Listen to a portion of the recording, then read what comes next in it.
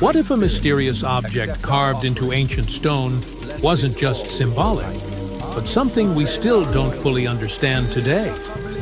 Across multiple ancient civilizations, separated by thousands of kilometers and thousands of years, archaeologists keep finding the same strange object.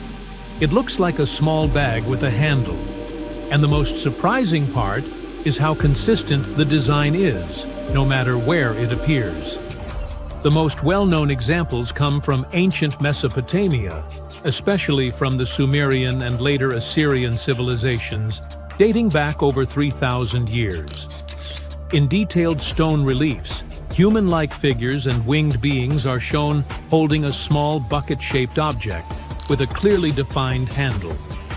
These figures are often identified as Apkallu, mythological beings associated with wisdom and ritual practices.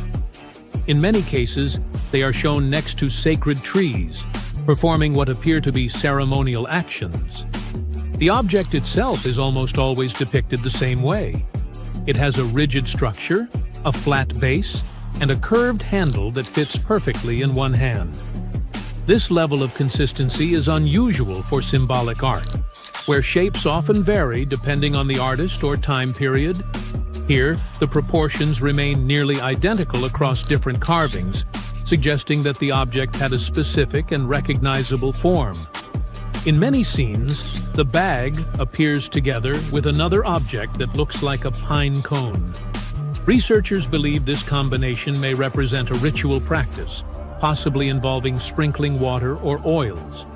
Based on ancient texts, the most widely accepted explanation is that these objects were ceremonial containers, sometimes described as ritual buckets used in purification ceremonies. But this explanation starts to break down when similar shapes appear outside Mesopotamia. At Göbekli Tepe, one of the oldest known archaeological sites in the world, dating back over 11,000 years, carvings include symbols that closely resemble the same bag-like form. This is thousands of years older than Sumerian civilization. Even more surprising, similar shapes have been identified in Mesoamerican cultures, including early Olmec carvings. These civilizations developed independently, with no confirmed contact between them. Yet the object looks strikingly similar. That raises a difficult question. Why would completely separate cultures depict nearly identical objects? One explanation is symbolic convergence, where different civilizations independently create similar symbols to represent the same idea. A container holding something important or sacred is a concept that could emerge in multiple places. But the precision of the design makes this harder to fully accept. The object does not just look symbolic, it looks functional. The handle is proportioned in a way that suggests it was meant to be carried. The base appears stable, as if it could be placed on a surface. The overall design resembles a real object more than an abstract symbol. This has led some researchers to question whether we are missing part of the picture. More speculative theories suggest the object could represent lost technology or tools that no longer exist. Others believe it may symbolize knowledge, power, or some kind of transfer between humans and the divine. However, there is no physical evidence to support these ideas. No actual object matching this exact design has ever been recovered. And that detail is important. If these were common tools, we would expect to find at least one surviving example. The fact that we only see them in carvings suggests they may have been ceremonial, rare, or even symbolic representations of something that was never meant to be preserved physically. Another key detail is who is holding them. In almost every example, the object is carried by important or mythological figures, not ordinary people. This suggests it had a specific meaning or role, possibly tied to status, ritual authority, or religious practice. Today, the most accepted explanation remains that these were ritual objects used in ceremonies. But that does not fully explain their consistent design or their appearance across different cultures and time periods. The Sumerian bag remains one of those rare cases in archaeology where the object is clearly visible, widely documented, and still not fully understood. It is not hidden or obscure. It appears in some of the most studied sites in the world. And yet, there is still no single explanation that accounts for all the evidence. Sometimes the mystery is not in what we cannot see, but in what we see too often without fully understanding it. Have you heard of Göbekli Tepe? It's an ancient site in Turkey that literally made historians rewrite history books. Over 11,000 years ago, a group of prehistoric humans crafted an enigmatic masterpiece that's even older than Stonehenge.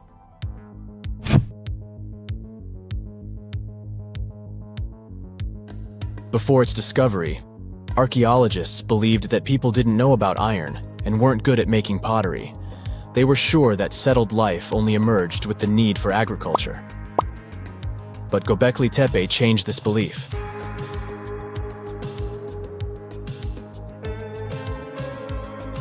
The place has revealed that it was the temple that paved the way for a settled life, not agriculture.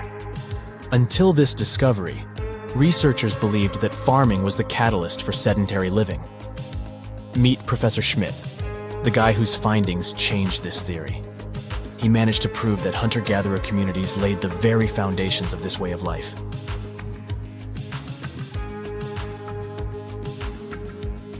Back in the 1960s, other archaeologists visited the area, but they totally missed the mark. While surveying the region, they stumbled upon a hill with scattered limestone slabs and concluded it was just an old burial ground from medieval times. Little did they know that there was so much more to uncover.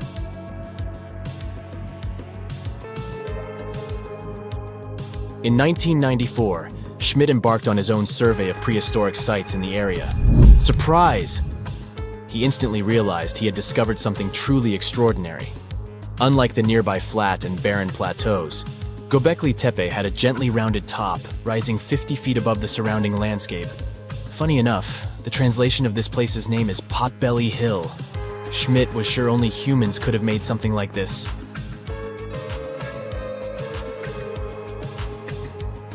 Those broken limestone pieces that were mistaken for gravestones turned out to be way more exciting. It was like stumbling upon a hidden treasure. The pieces took on a whole new meaning, and Schmidt with his team was about to dive into the secrets waiting beneath the surface.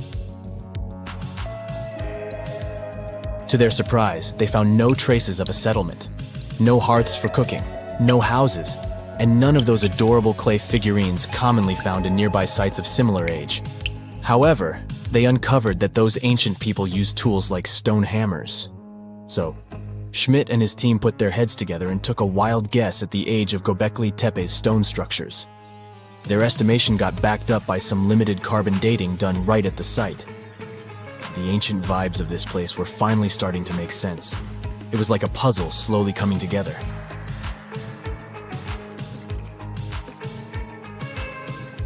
You may think that back then, people didn't have special tools to create something as cool as Göbekli Tepe.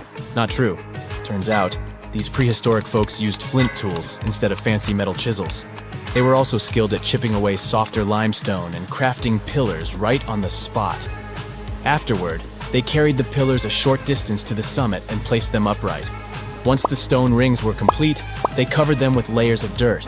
Over time, they added new rings, and voila! You've got a cool hill to impress people in the future.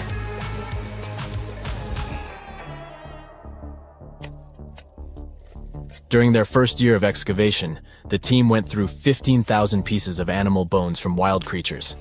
These people didn't have pet animals or grow their own food. They hunted wild animals for their meals. But things were about to change, because the place had everything they needed to start farming. Scientists say they had wild sheep and wild grains that could be domesticated. And guess what? Just 20 miles away, geneticists found evidence of the world's oldest domesticated strains of wheat at a prehistoric village.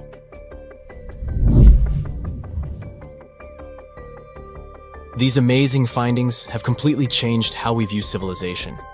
In the past, experts believed that people needed to learn how to farm and settle in one place before they could build temples and develop complex societies. But guess what? Schmidt's research flips that idea on its head.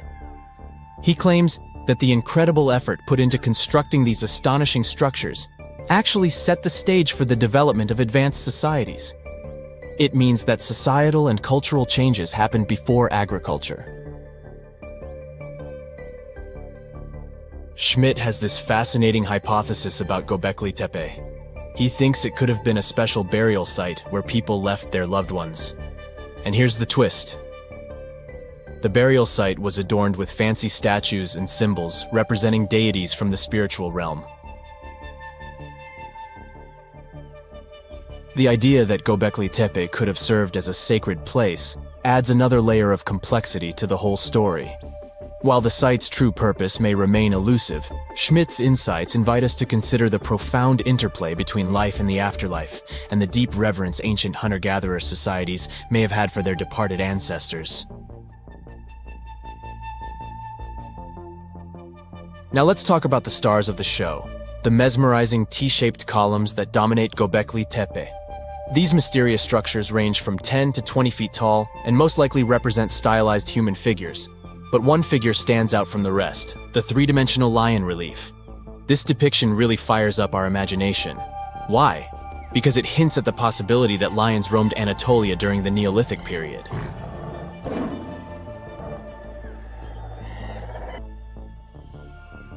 These standing stones are arranged in circles and placed in rectangular pits. Each circle has a similar setup. Two big T-shaped pillars in the center, surrounded by slightly smaller ones facing inward. Talk about a stylish arrangement. These towering pillars reach a whopping 16 feet and weigh between 7 and 10 tons. Some pillars are plain and simple, while others are like works of art with intricate carvings. Foxes, scorpions, and vultures come to life, crawling and twisting on the pillars' sides. But it's not just animals depicted on these stones. Some pillars have abstract shapes representing humans, and even small carvings of clothing items. Some of them even have belts. Now, there's one pillar that stands out from the rest like a rock star. This super old stone pillar suggests that a comet crashed into Earth. It happened during a chilly period that lasted about 1,000 years. Previous studies examining Greenland ice cores hinted at this comet theory, but now the carvings at Göbekli Tepe prove it right.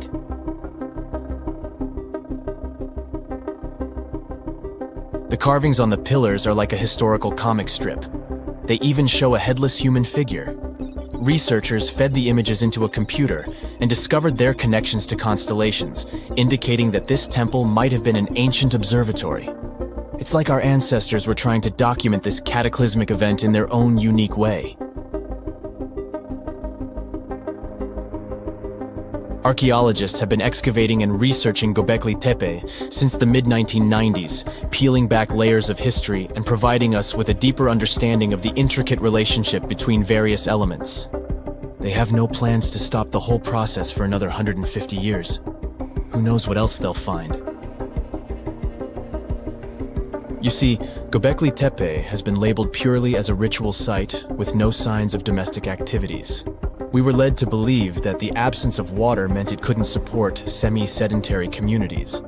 But scientists believe it's time to shake things up and approach Göbekli Tepe with fresh eyes. It's time to question what we believed before and use new evidence and different ways of thinking. Like, there might have been a group of people living in the area who didn't stay in one place all the time. They moved around a bit but still had their own civilization, living in the area semi-sedentarily. Göbekli Tepe is not just home to a single temple, but an astounding collection of over 20 ancient structures. As archaeologists delve into the depths of this wonder, they are unraveling its unique layout, featuring two prominent focal points at the heart of each establishment, complemented by smaller structures and dividing walls. What's even crazier is that in this area, there are over 200 obelisks, which are narrow tapering monuments. Now, have you ever seen cricket balls that are 3 billion years old? Klerksdorp spheres were found in deposits of the mineral pyrophyllite in South Africa and rock the science world. They do look like tiny ancient cricket balls with seams-like lines around the middle. Back in the 1980s, some folks claimed these spheres had been made by an advanced pre-flood civilization we know nothing about. One museum curator shared stories about how they rotated on their own in a display case. There was also a TV show that invited a psychic who declared the spheres were pieces of an ancient spaceship. But according to geologists, these spheres are actually pretty common concretions or spherical objects formed by different minerals than the surrounding rock. The seam-like lines are just imprints from the host rock's layers building up over time. The Klerksdorp spheres come in different shapes, from noticeably flattened spheres to distinct disks. As for that episode when one of these spheres spun on its own, the curator of the Klerksdorp Museum cleared that up too. He said that when he put one sphere on its glass shelf when a journalist came to visit, the sphere naturally rotated a bit because it's round. The area where the museum is located often experiences earth tremors from gold mining activities nearby. The oldest known human-like footprints could be 6 million years old. They were found on the Greek island of Crete in 2002. If the number is correct, it would mean that early human ancestors may have migrated between Europe and Africa much earlier than we previously thought. This doesn't mean Africa is not the cradle of humankind, though. It could just prove that early human ancestors moved back and forth between continents. Some researchers believe the footprints were left by a bipedal creature possibly related to an early human ancestor nicknamed El Greco. According to scientists who studied them, the footprints have a very human-like shape, with 5 toes and a parallel big toe. Some scientists are skeptical about it and suggest the prints might be from a late European ape. The new study analyzed fossilized marine microorganisms found in the sedimentary rocks to determine the footprint's age and prove it's actually 6 million years. The next amazing find that keeps scientists entertained is the Dorchester pot. It's a beautifully crafted metal vessel with some fancy geometric designs embossed in shiny silver. The pot was discovered in, who could have thought, Dorchester in 1852 under quite unusual circumstances. During a powerful blast, the pot broke into 2 pieces. Scientists believe it was originally embedded within a rock or boulder known as pudding stone. The rock from which the Dorchester pot emerged is dated to be around 500 million years old, so it could mean the pot itself is also that old.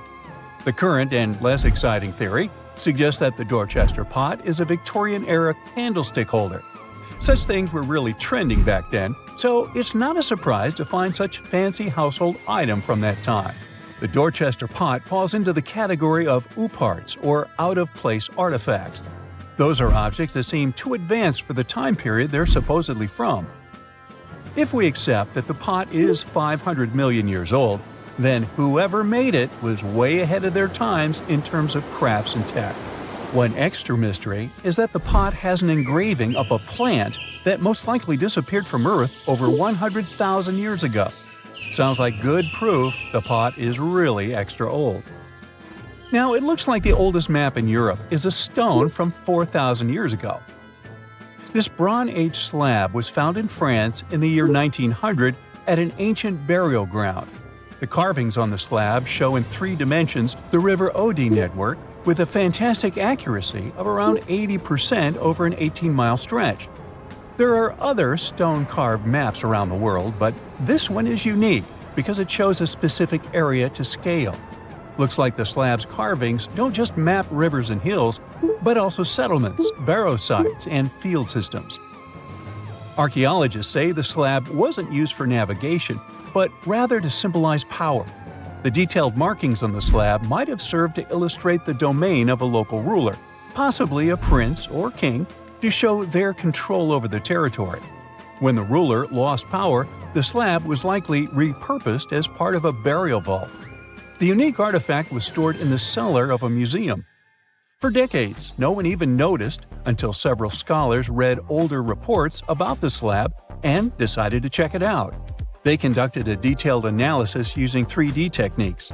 Their research proved that the creators of the slab had not only etched lines into the rock, but also modified its surface to reflect the topography of the landscape with high accuracy. The Salzburg cube, also known as the Wolf's Egg iron, was discovered in the late 19th century in Austria.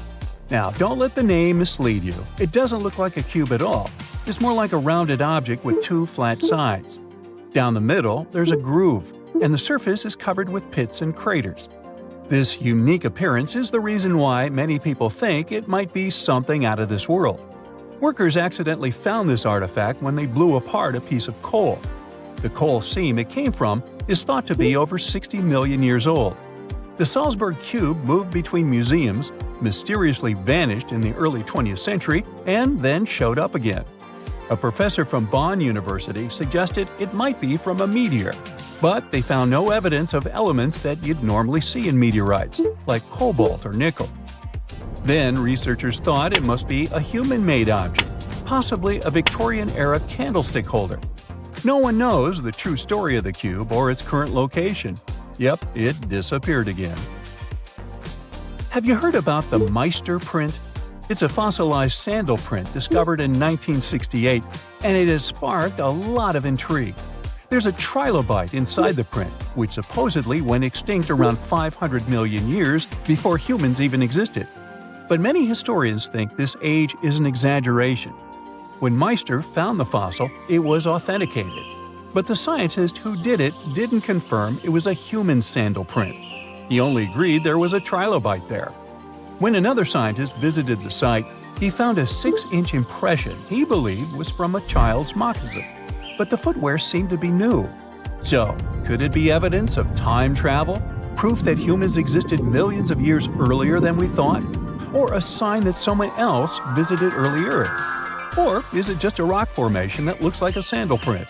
We still don't have the answers. Back in June 1936, a couple was walking along Red Creek in London, Texas. London, Texas?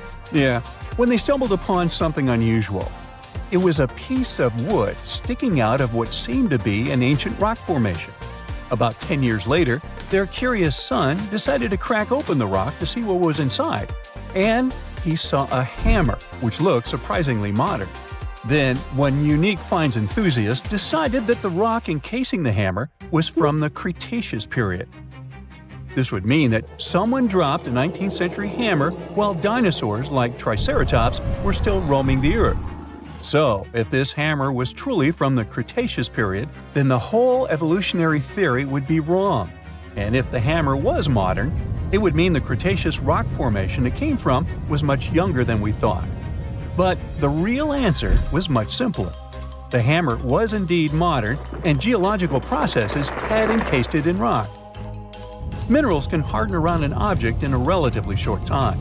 So the hammer was probably dropped by a miner a century or so ago, and the rock formed around it afterward. And no, it wasn't a Victorian-era candlestick holder either. Divers have found something incredible in a Florida sinkhole, and it was… Stop, we need to leave a warning here. You're about to hear some pretty unusual scientific information. This knowledge will make you the smarty pants in your friend group. But there's also a risk that they'll look at you as a nerd. So perhaps it would be better for you to keep this knowledge a secret. In any case, it won't be superfluous.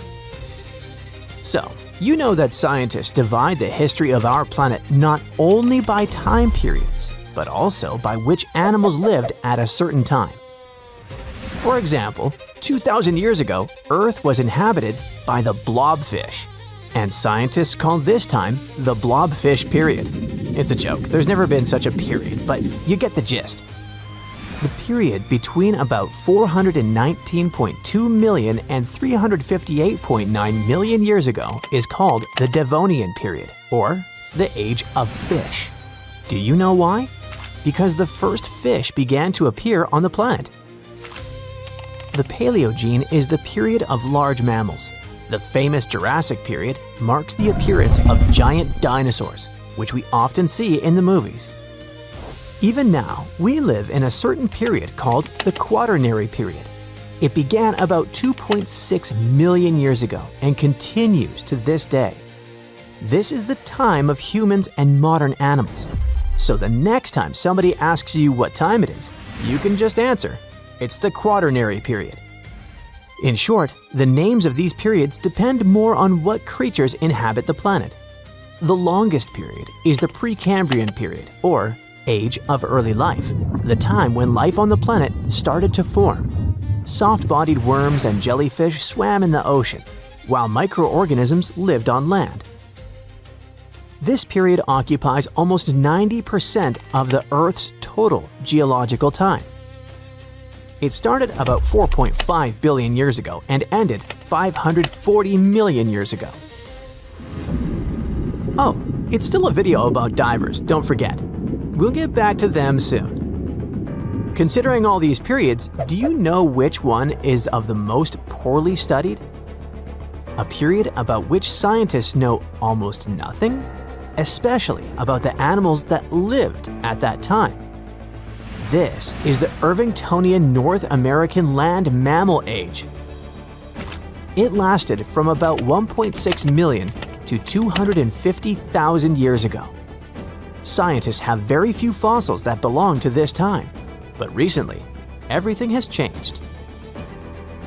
In the USA, there's the Steinhatchee River, which stretches for several tens of miles in the area of Big Bend, Florida. And just 500,000 years ago, there was a sinkhole instead of the river. This is a hole in the ground that forms when water dissolves the upper rock. This rock is often limestone. Sinkholes appear in places with a lot of precipitation. Sometimes these pits can be invisible. They look like ordinary ground, but the soil in them is loose and can easily collapse. If you accidentally get into a sinkhole, people will hear your screams and help you. But in the distant past, about 500,000 years ago, when animals got there, they couldn't get out of the pit, so it became their grave. After many, many years, a river appeared here, and then several fossil collectors decided to check out this place and discovered a real paleontological treasure in it. They plunged into the river and reached the bottom. There, in the murky water, they saw horse teeth sticking out of the sediment. It'd be pretty scary to find for many of us, but for these guys, it was the jackpot. After the teeth, they found a hoof shaft and the skull of an unusual animal. At that moment, the collectors realized they had made a major discovery. Over the years, the sinkhole at this place had been filled with sedimentary rocks. Then, the river compacted all this mass, which made it possible to keep everything inside the sinkhole in good condition.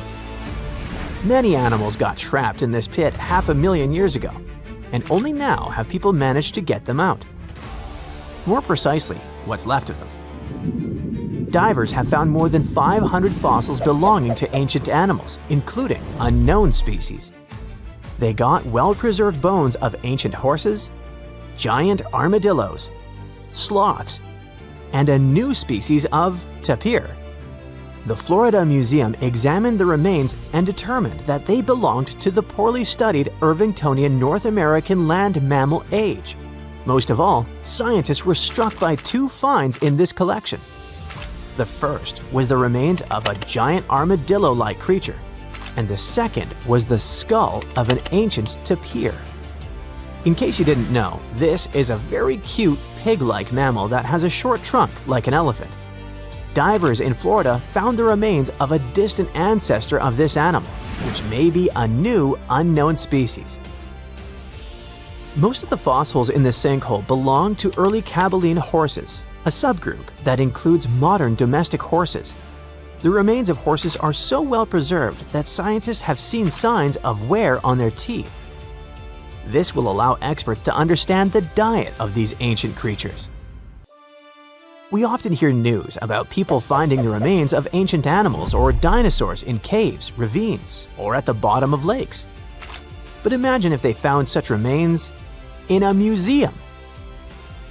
It all started in the early 2000s, north of the Florida border in southwest Georgia.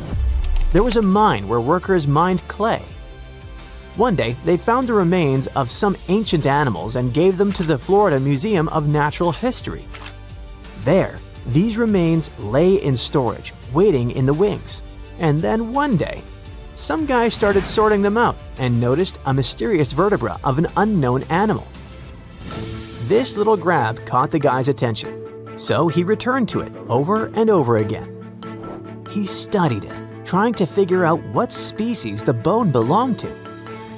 One day, He realized the bone belonged to an unknown extinct lizard species that looked like a tegu. You've probably seen these predatory creatures that looked like monitor lizards. So, the age of the bone was about 15 to 17 million years old. Let's wrap up our video with something weird. You see this piece of amber-colored stone with stripes? Or is it not the stone? It looks like an ancient seashell. So right now, you're looking at the oldest fossil in history. It's a stromatolite, and its age is, you won't believe it. Make a guess. 100 million years? 500 million years? 1 billion? No. This fossil is about 3.4 billion years old. It represents one of the earliest forms of life on Earth. No, not the stone itself. Stromatolite is just a playground. The early form of life here is these thin strips. They're called cyanobacteria, tiny single-celled creatures. Okay, what about the remains of something bigger? Some ancient animals, for example? Meet the trilobites. They lived here during the Cambrian period, which began about 500 million years ago.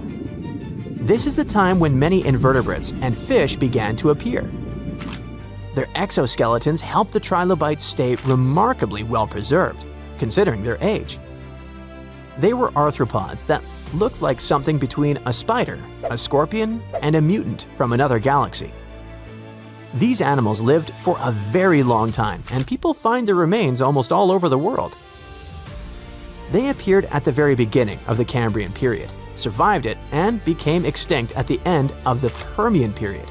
During the Permian mass extinction, when about 90% of all living beings were wiped off the face of the Earth.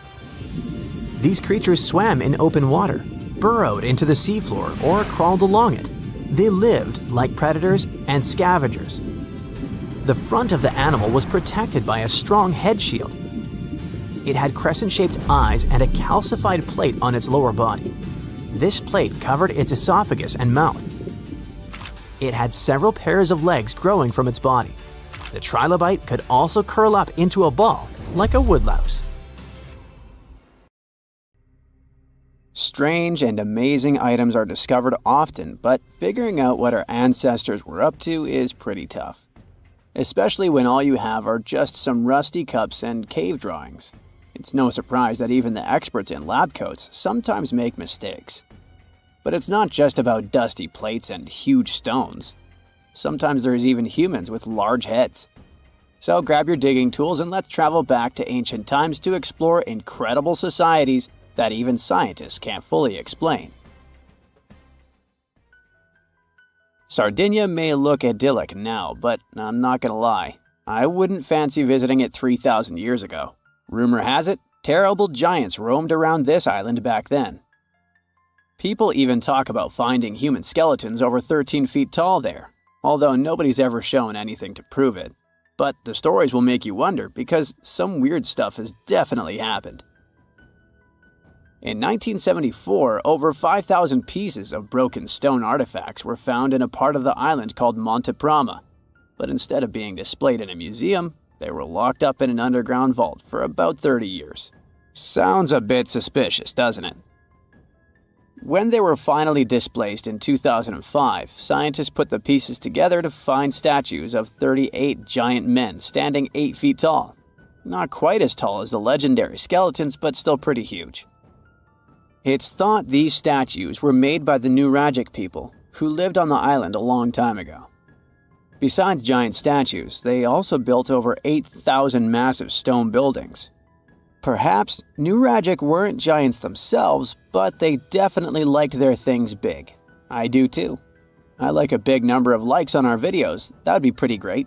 Thank you if you liked this and subscribed. Now back to the video. You and I are pretty smart, but we might not be the smartest humans ever. Actually, we might not even be the smartest species. Since 1913, some skull fossils found in South Africa have hinted at a possibly smarter contender called Boskop Man. This human-like species might have lived as recently as 10,000 years ago. Their skull suggests they had really big heads, which means their brains could have been 30% bigger than ours. Wow, Their average IQ could have been around 149, making them among the smartest 0.05% of people today. But if a Boskop brainiac was so much smarter, why are they not around and we are? Well, bigger isn't always better, you know. Our brains are a lot bigger than our ape relatives, mainly in the prefrontal cortex. This part helps with high-level tasks like making decisions, remembering things short-term, and being aware of ourselves. The parts of the brain that handle our senses and movements haven't really grown much. So, maybe the Boskops spent too much time dwelling on the past rather than doing practical things like hunting. But this is all just guessing. We really don't know what happened to these clever cousins of ours. Some people even argue that Boskops weren't any different from us, with the only evidence being parts of skulls. The jungle is huge. Did you know the Amazon rainforest is home to about 30% of all the world's plant and animal species? That's impressive. However, the history of one native species, humans, has long puzzled scientists. The mysterious Kasarabe people lived here for hundreds of years and then vanished around 1400 AD. People thought the Amazon only had a few scattered tribes, but recently we discovered big, unusual shapes in the ground called geoglyphs. These might look like simple shallow ditches, but they're actually the remains of a vast civilization that spread over 5,000 square miles and includes about 450 markings, some as wide as 1,300 feet. That's insane! They likely contained ceremonial buildings and could have hosted up to 1 million people as recently as 550 years ago. Thanks to new technology like LiDAR, which uses a safe laser to map the forest without harming it, we can explore deeper. In 2019, some scans showed miles of raised roads and pathways and even pyramids over 70 feet tall. They found 26 separate settlements, 2 of which were at least 250 acres each. Damn, that's like 330 soccer fields. It's not certain what happened to the Kasarabe people. Maybe European conquistadors drove them out. Maybe the most baffling ancient civilization is one we've never actually found a trace of.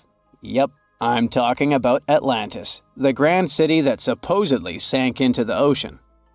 The first mentions of Atlantis come from the ancient Greek philosopher Plato, who talked about a great city near the Strait of Gibraltar.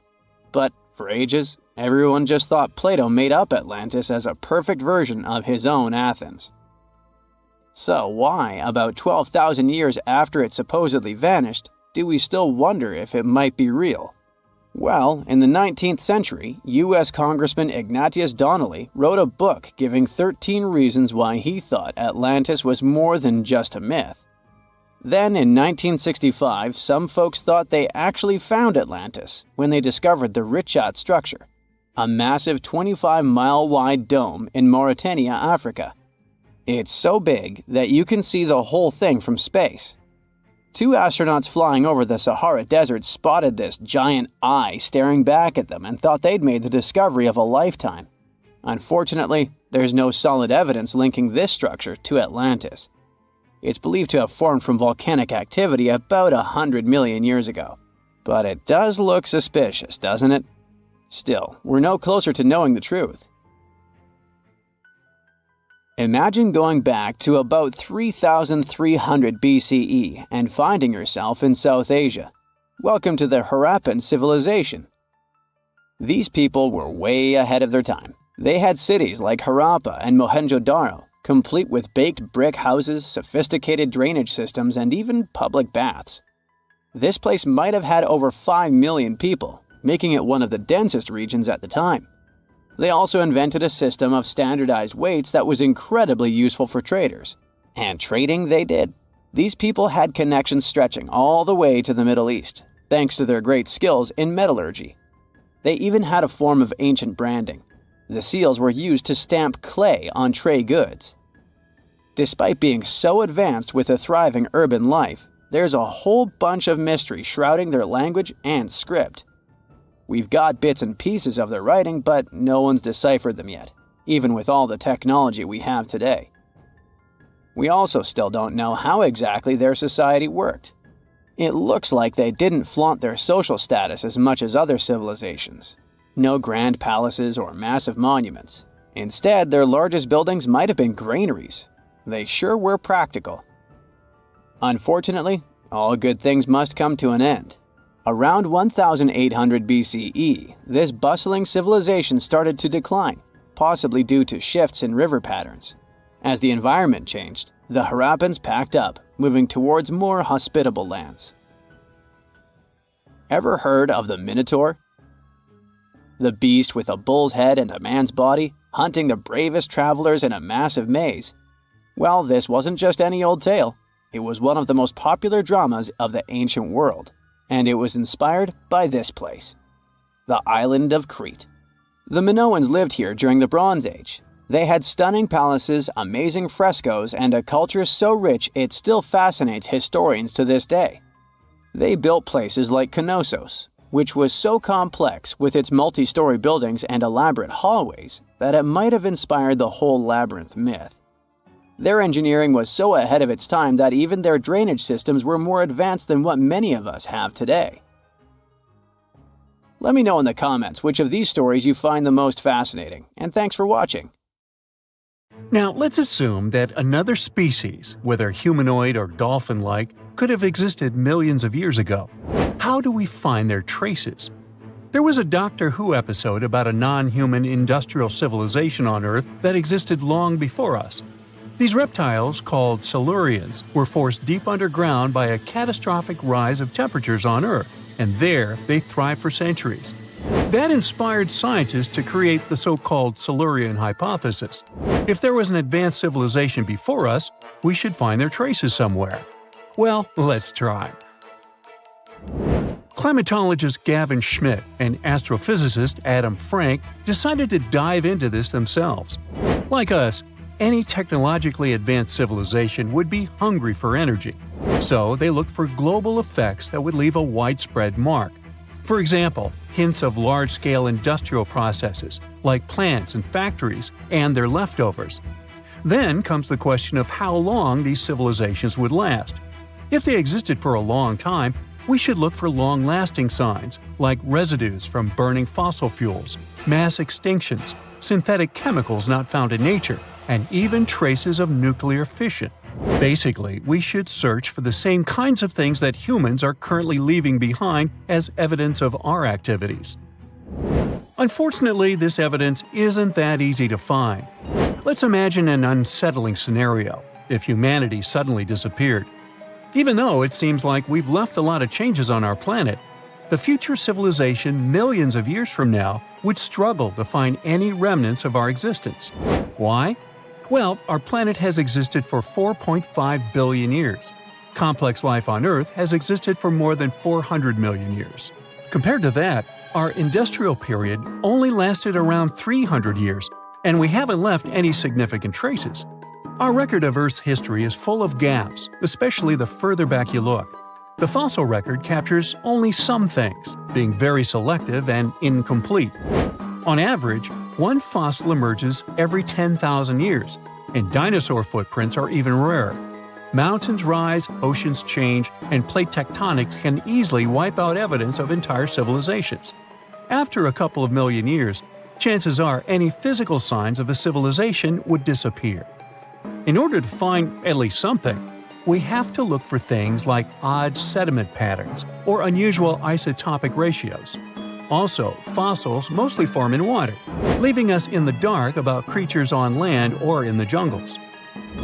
So even if there was a technologically advanced society millions of years in the past, and even if they were far more advanced than us, we might struggle to find any clues of its existence. Frank and Schmidt try to understand how we could ever hope to spot signs of them.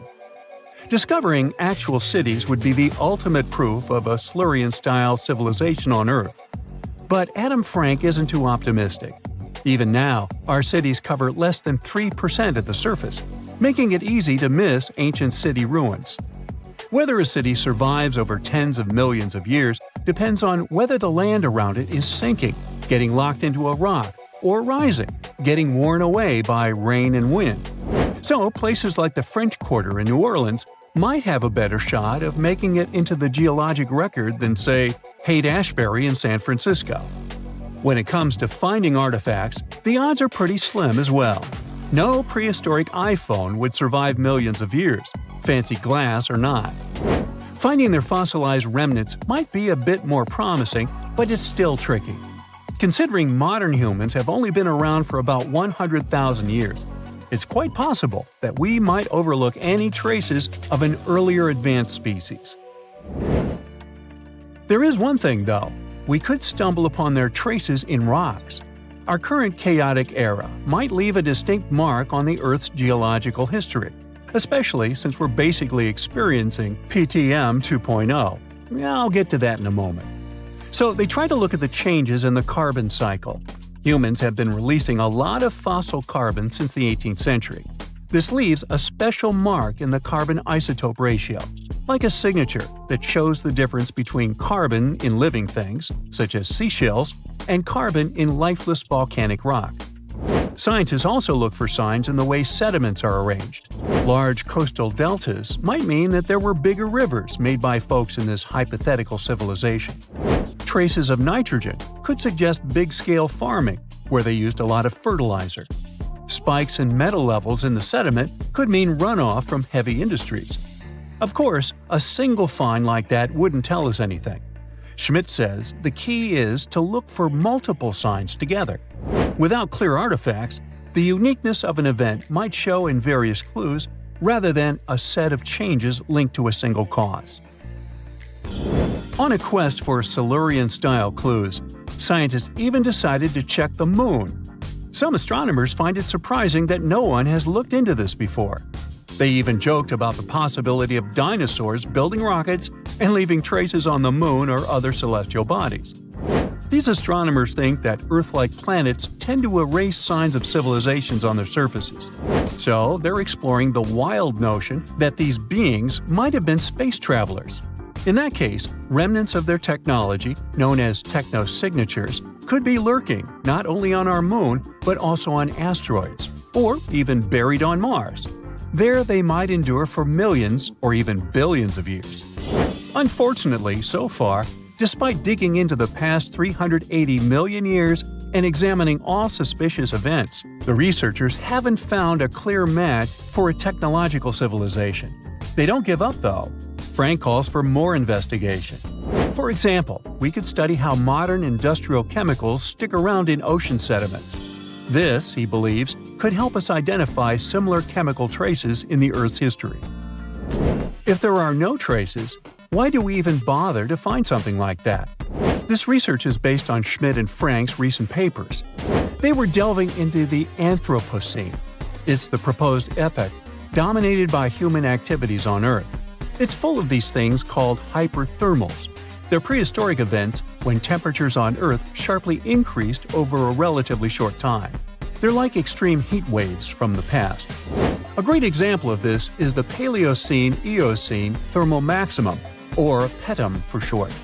It happened around 55.5 million years ago and saw a rapid rise in global temperatures. Over 200,000 years, the average temperature on Earth jumped from about 9 to 14 degrees Fahrenheit. We study these hyperthermals to understand how they occurred, from natural causes or human activities. So, these hyperthermals sparked the genesis of Frank and Schmidt's research. To study them, scientists started examining chemical signals and tracers left in rocks. When doing that, Schmidt and Frank uncovered some eerie parallels between all the climate issues we have today and past periods of rapid temperature shifts. There's a close similarity between the PETM and other hyperthermal events. So all this work isn't just about solving a historical mystery. Understanding our impact on the environment can guide us to finding better ways to live in harmony with the planet and avoid becoming a forgotten species in the future. Our Milky Way is filled with lots of planets that could be just right for life, but we don't know if there are other civilizations out there. Earth is the only place we know of with living beings. About 200 years ago, people wondered if there might be civilizations on Mars. Back then, it was a real question. But once we got pictures from space probes, we decided there wasn't any evidence for it, and that idea got stuck in our minds. Now, it's not even considered a valid topic for serious science. It's seen as kind of silly. But no one has set clear limits on what could have happened on our own planet a really long time ago. So, even if there is no proof, we shouldn't throw away the possibility. Don't forget, it took humanity a while to recognize dinosaurs. Maybe Silurians are just patiently waiting for their time. There you are, trekking across a desert on foot. It's hot, you're terribly thirsty, and now you gotta walk around this stupid wall. Wait, a wall in the middle of a sandy, lifeless nowhere? Exactly, a wall in the northern Saudi desert. Archaeologists have just made a super exciting discovery, and what they found was not just a single wall. No, it was a whole ancient walled city that might date back to 2400 BCE. They think this place was home to around 500 people and could have been used for 1,000 years. This discovery is groundbreaking. It means that the area could have been way more advanced than anyone expected. The city was well organized, with different zones for living, towers and strong walls for protection, and different sections for all kinds of daily life. This ancient city, now called Al-Natab, was basically an oasis town, and it's great since it can give us a peek into what life might have been like in this desert thousands of years ago.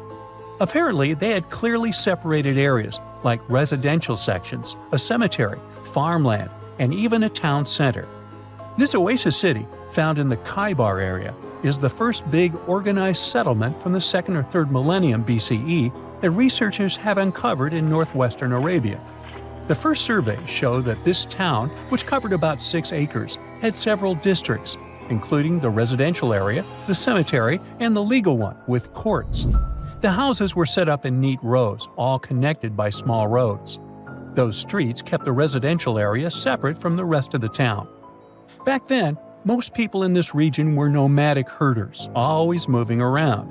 But archaeologists have been sure that during the Bronze Age, Northwest Arabia had small walled towns and oasis centers scattered across it. These connected oasis towns were unique, offering secure places for people to live, store goods, and trade. They started showing the beginnings of urban planning, which hints that people of that time were already starting to settle down and organize communities more seriously. The research team estimated that there were about 50 homes in Al-Natab, but that number could go up to 70 as they keep digging. They think that a few hundred people lived there, and probably one of the coolest things is that some houses went up to 3 stories tall. Built on a slope near a couple of major trade routes, this city was set up in a prime spot.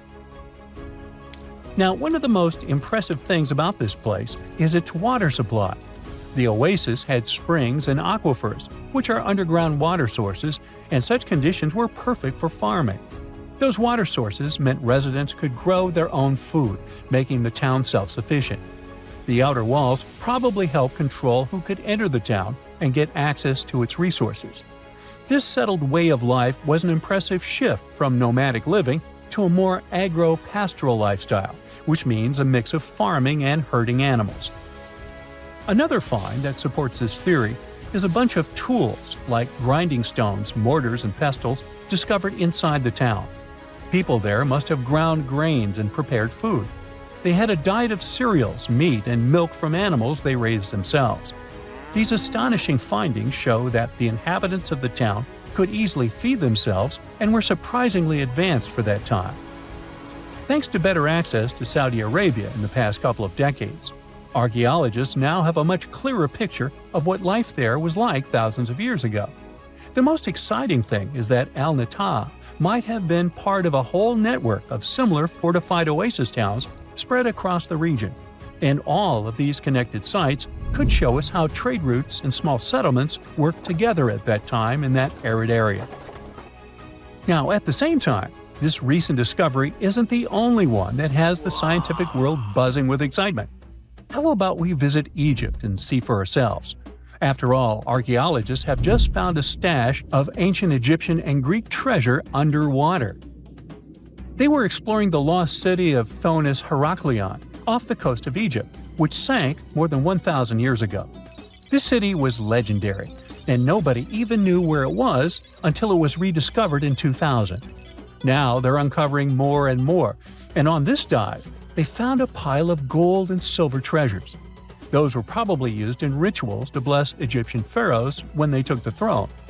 The researchers even found an ancient Greek temple dedicated to Aphrodite and some super-old Greek weapons.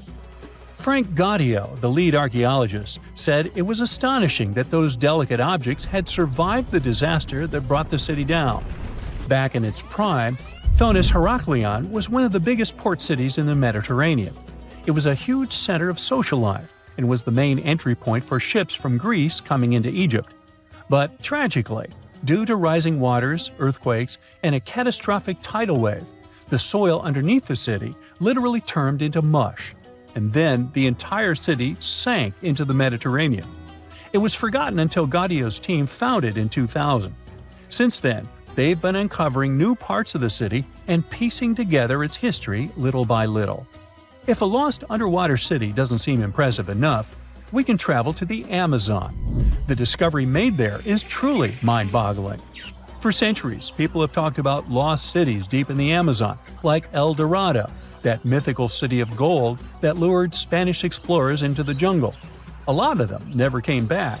Then, in the 1900s, a British explorer named Percy Fawcett went searching for what he called the lost city of Z, and he too disappeared. But now, finally, scientists have actually found proof that those lost cities in the Amazon were real all along. A team of scientists use a tech called LiDAR, which basically allows you to see through thick jungle from above by bouncing light beams off the ground. They flew over the jungle in Bolivia in a helicopter about 650 feet up and mapped out those hidden ancient cities. What they found were ruins of a huge urban settlement built by the Kasarabi people who lived there from 500 to 1400 CE. And it wasn't just a couple of buildings here and there. No, the LiDAR maps revealed massive urban centers, pyramids, platforms, roads, canals, and causeways, all carefully laid out. Turns out the Amazon wasn't just an untouched jungle. It was once home to big, complex cities.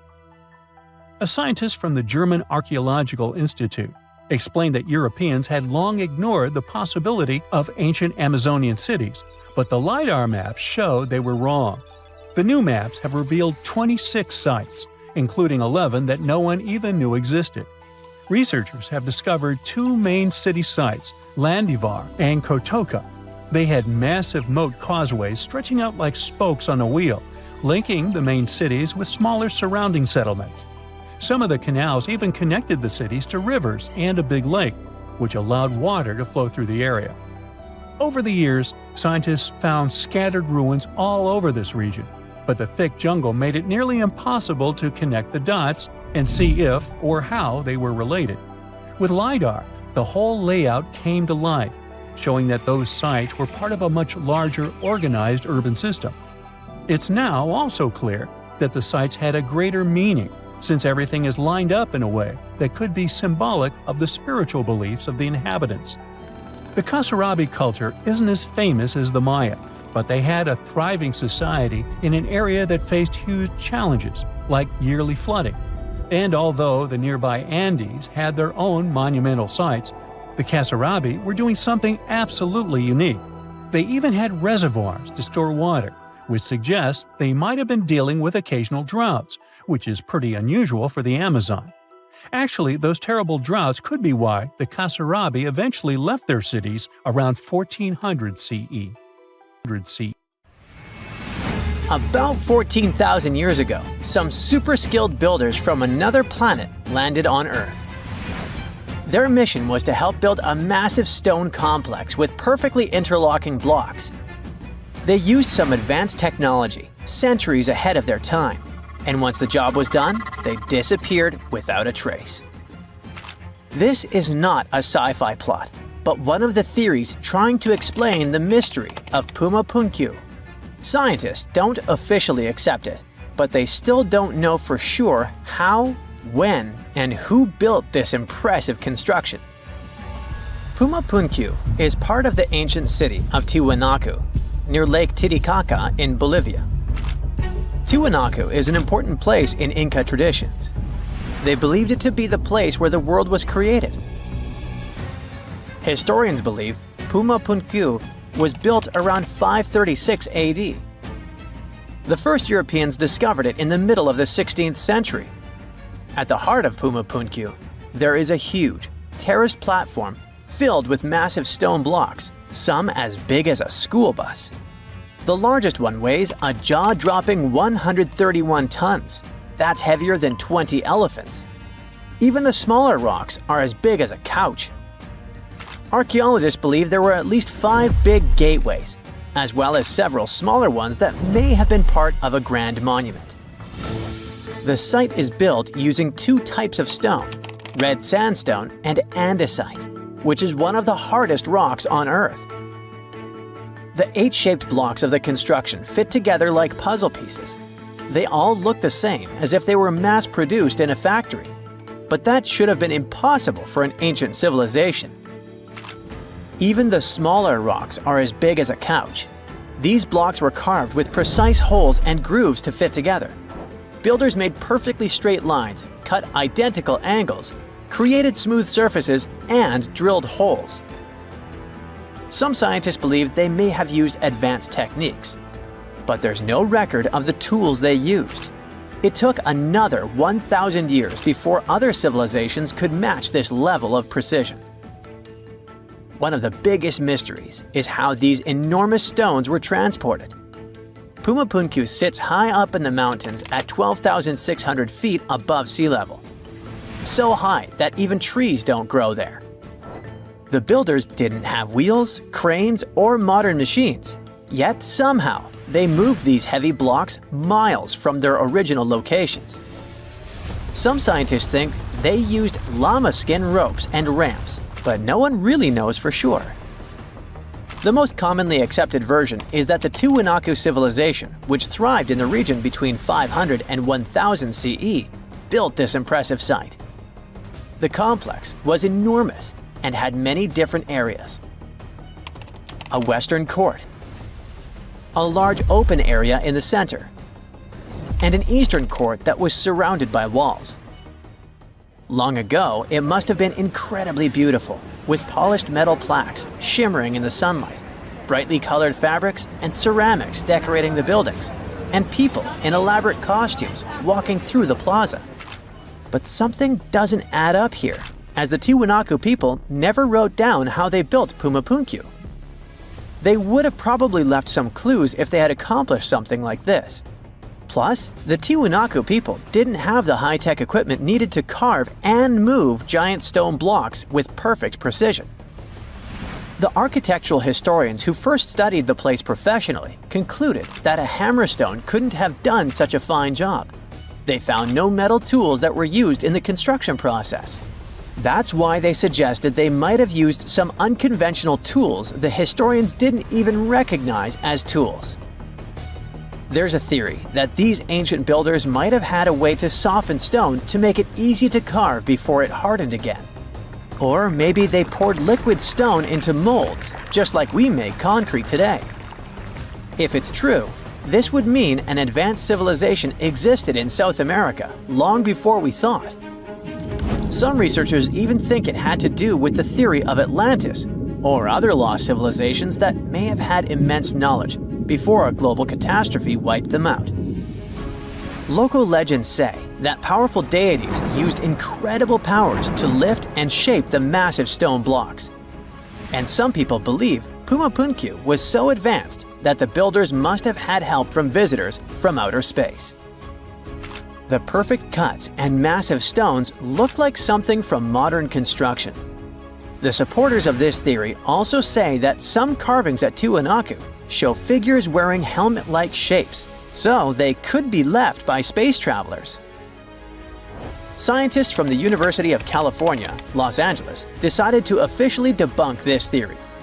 They created a digital model of Pumapunku using super precise measurements from historical records. Then, they used a 3D printer to make a miniature version of the site at 4% of its original size. Once the pieces were printed, the team sorted them by size, shape, and design, like a giant puzzle. They noticed that some blocks had special grooves for holding metal clamps, and others had ornamental carvings. When they finished their model, they realized one of the buildings had a very familiar design. It looked just like structures from two nearby sites. This was solid proof that Pumapunku was built by humans, not visitors from outer space. Over the centuries, people stole stones from Pumapunku and moved them around. This made things even more confusing for archaeologists.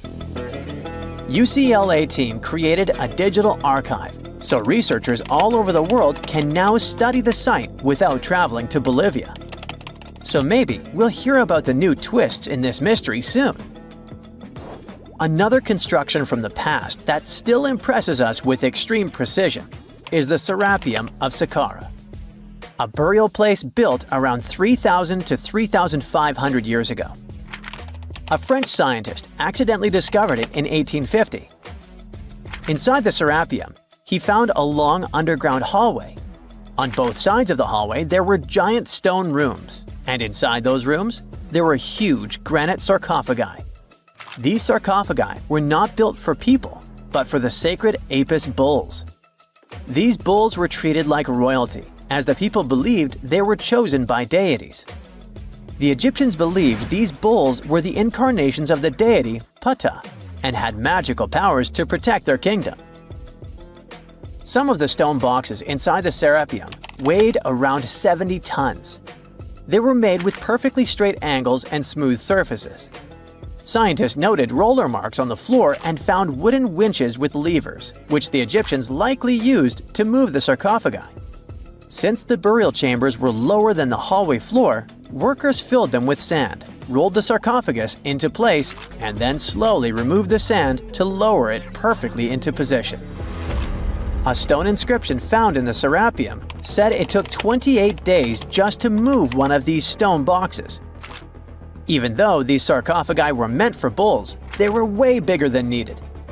Pharaohs, who were the rulers of Egypt, were buried in tiny coffins. So it's really weird that these boxes were so enormous. Another question is why they used granite, which is so hard to carve, instead of limestone.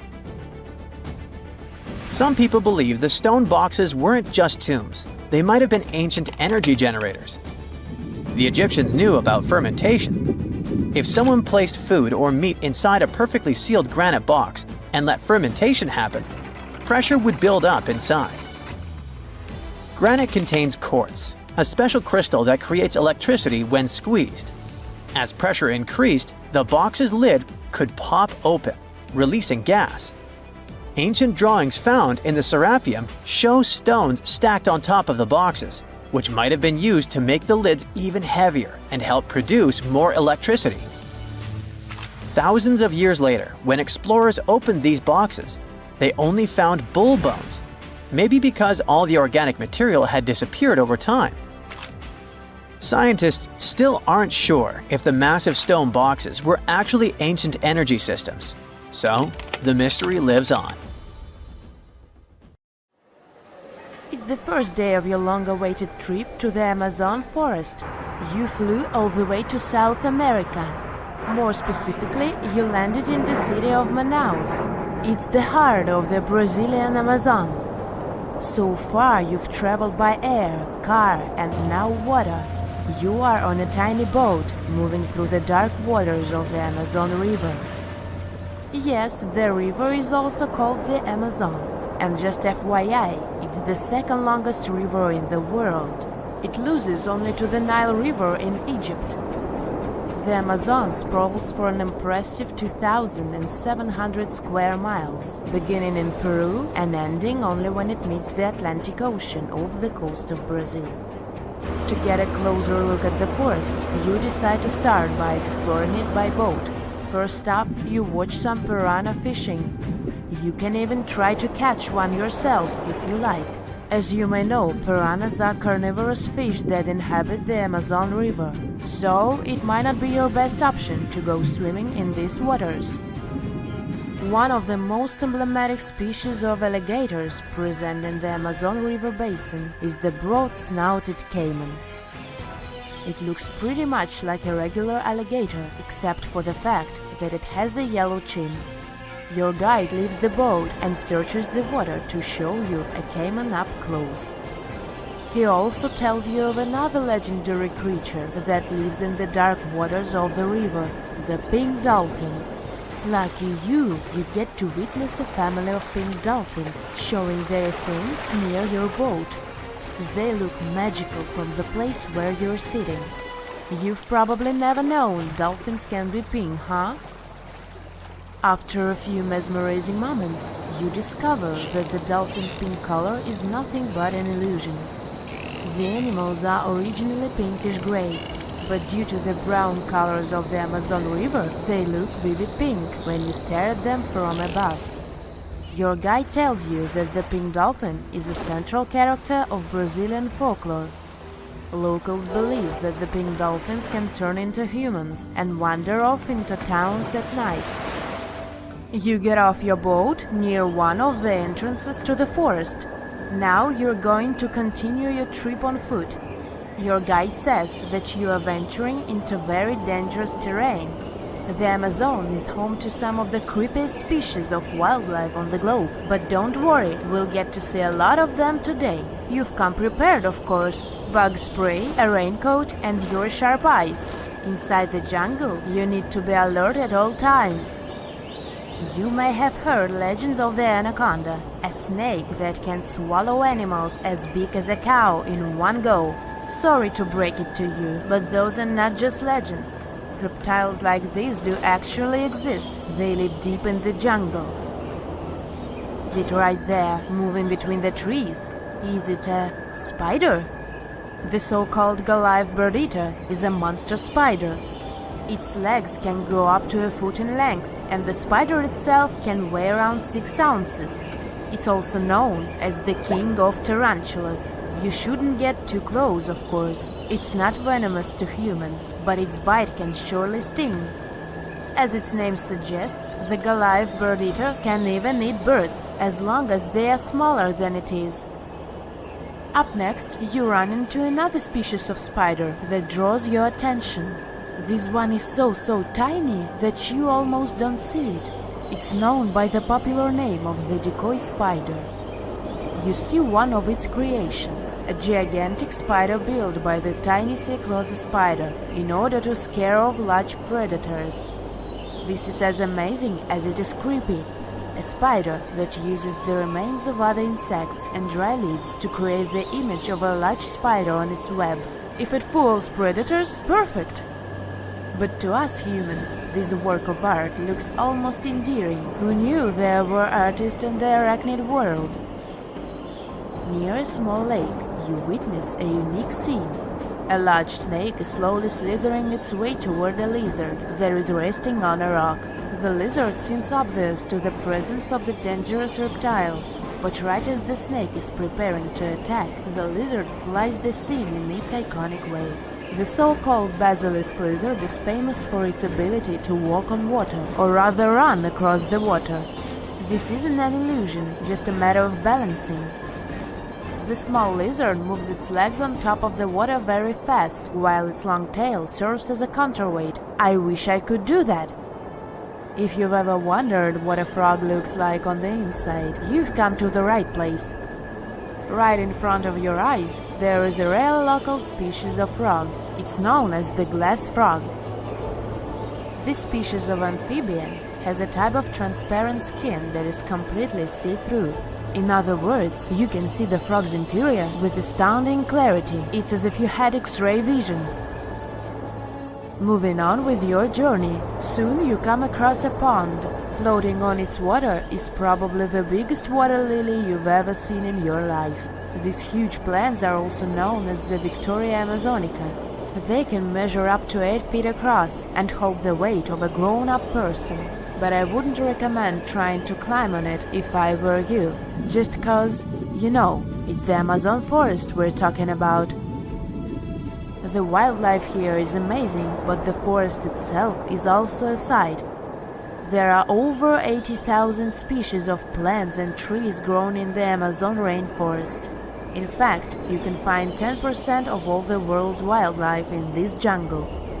An estimated 400 billion trees grow on the gigantic area the forest occupies. Of course, this place is bound to be biodiverse, right? You won't be able to witness this phenomenon during your trip, but your guide tells you about a unique species of tree that is famous for being able to walk. Yep, you've heard correctly. There are walking trees in the Amazon rainforest. They don't have legs or anything like that, but they do move around in search of better lighting conditions. The Amazon canopy is so thick that only 1% of sunlight can reach the forest floor. Because of this, some trees end up getting less sunlight than others. The so-called walking palm trees seem to be adapted to this situation. They grow new roots, which helps them move for 1 to 2 inches per day. They can walk up to 65 feet per year. Maybe that's what inspired John Ronald Reuel Tolkien to create ants, huh? Those are pretty similar tree beings that roam freely around the world. I kid you not, it's not only wildlife that inhabits the Amazon. Actually, over 30 million people live in the forest. And there are also ancient settlements that scientists believe to have been thriving there. And I'm not talking about El Dorado, that's just a myth. But in 2018, a groundbreaking study showed that up to 1 million people probably inhabited the Amazon, between 1250 and 1500 CE. Can you imagine that? Working alongside local indigenous people, researchers from the University of Florida found several mounds in the Amazon. Besides these mounds, they also discovered interesting ditches and geoglyphs. After mapping all of these recurring mounds, scientists understood that this was a sign of an ancient settlement. They found remnants of carefully designed walls centered around plazas. This could only mean that these ancient cities were big and could host hundreds of thousands of people. These findings brought back the idea that the Amazon could have been home to thriving civilizations way before the Europeans arrived there.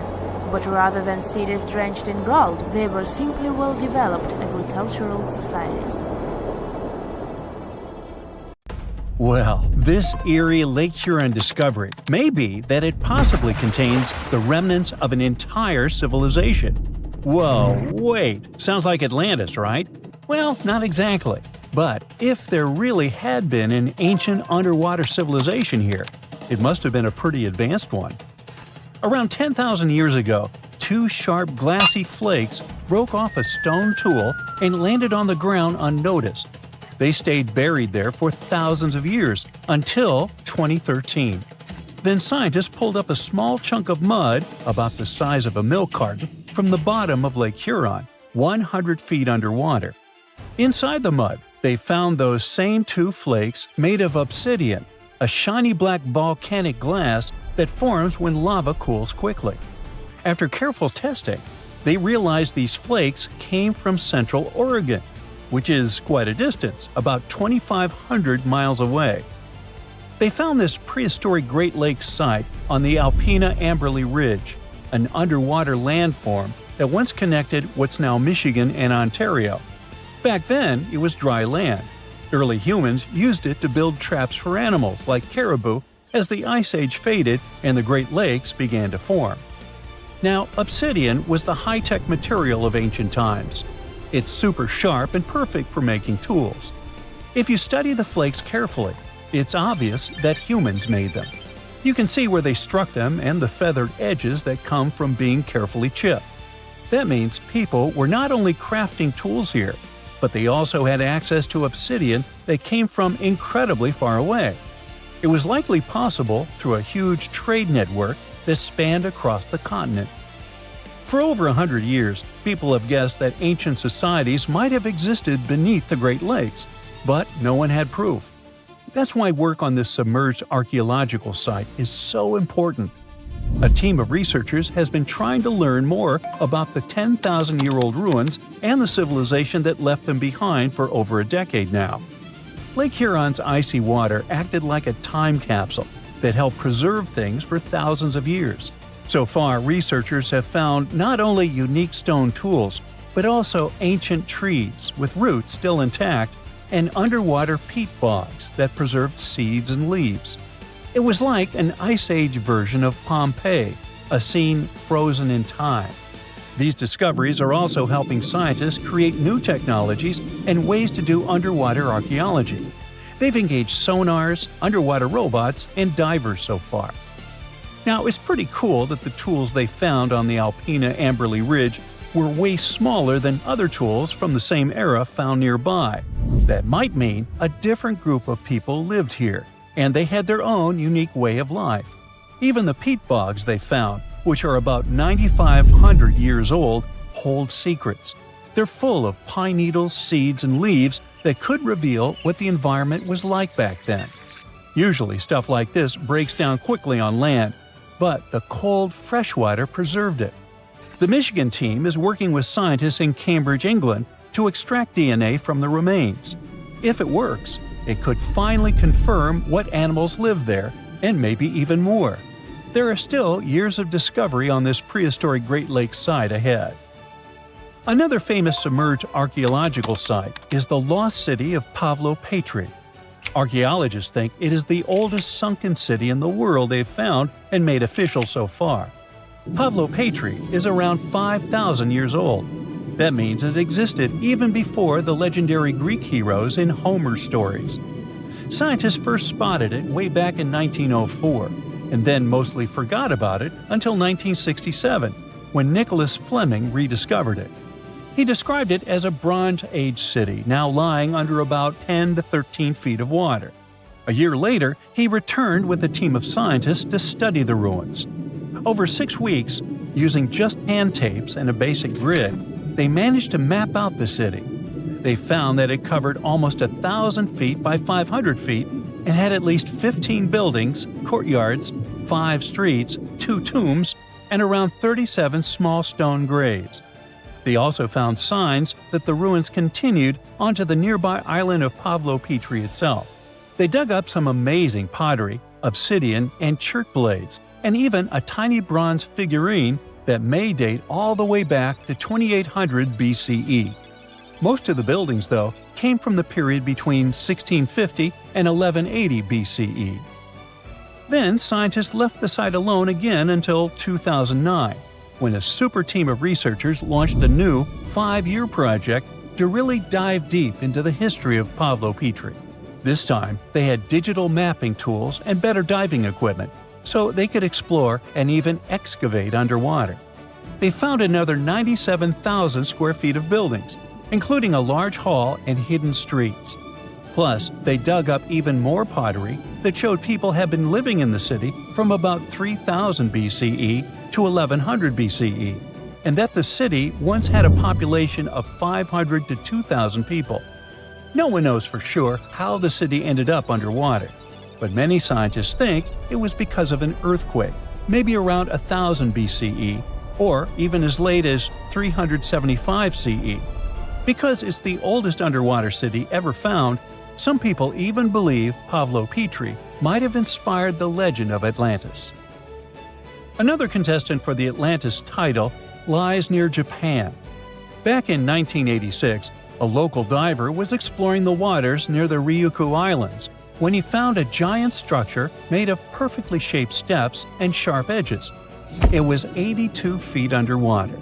Today, the Yonaguni Monument is one of the most mysterious underwater sites on the planet. The structure is nearly half a football field in size. It looks like a massive stone pyramid with layers of platforms and steps stacked one on top of another.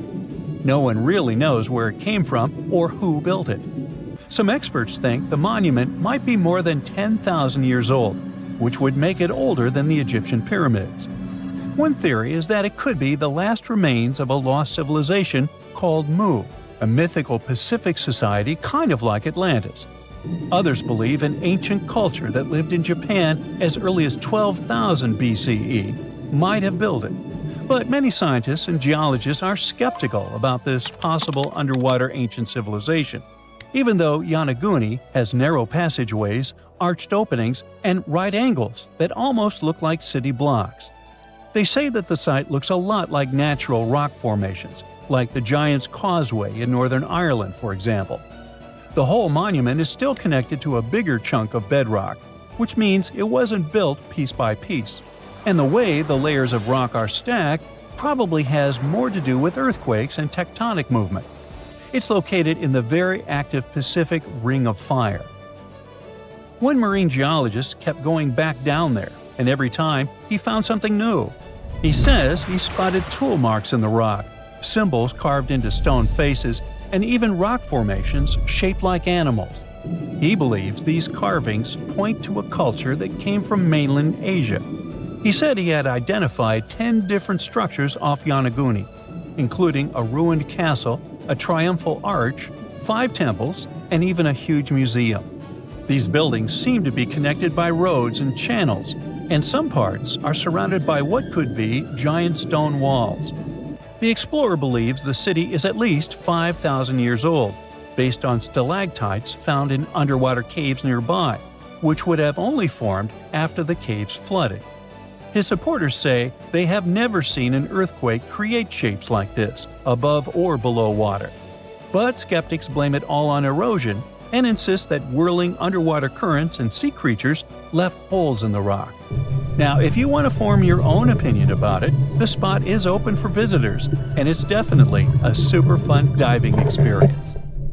This just in, the world's oldest pyramid was built during the last ice age.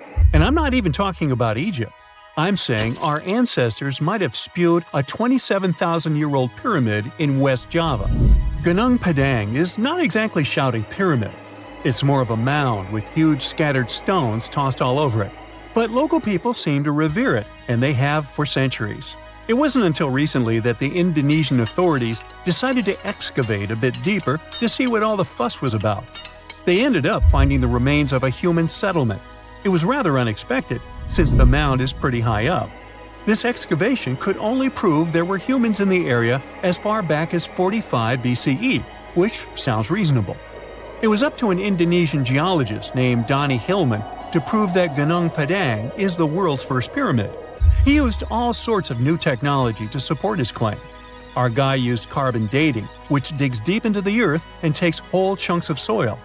He found layers and layers of constructions, like he was digging up Rome and finding ancient buildings buried in the ground.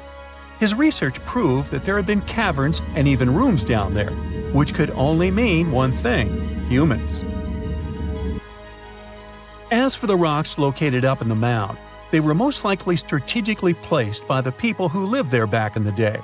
They needed a place to meditate, so they arranged things in a harmonious way.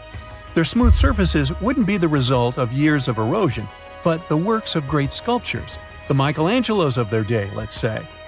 If this is all for real, then human civilizations began way before we think they did.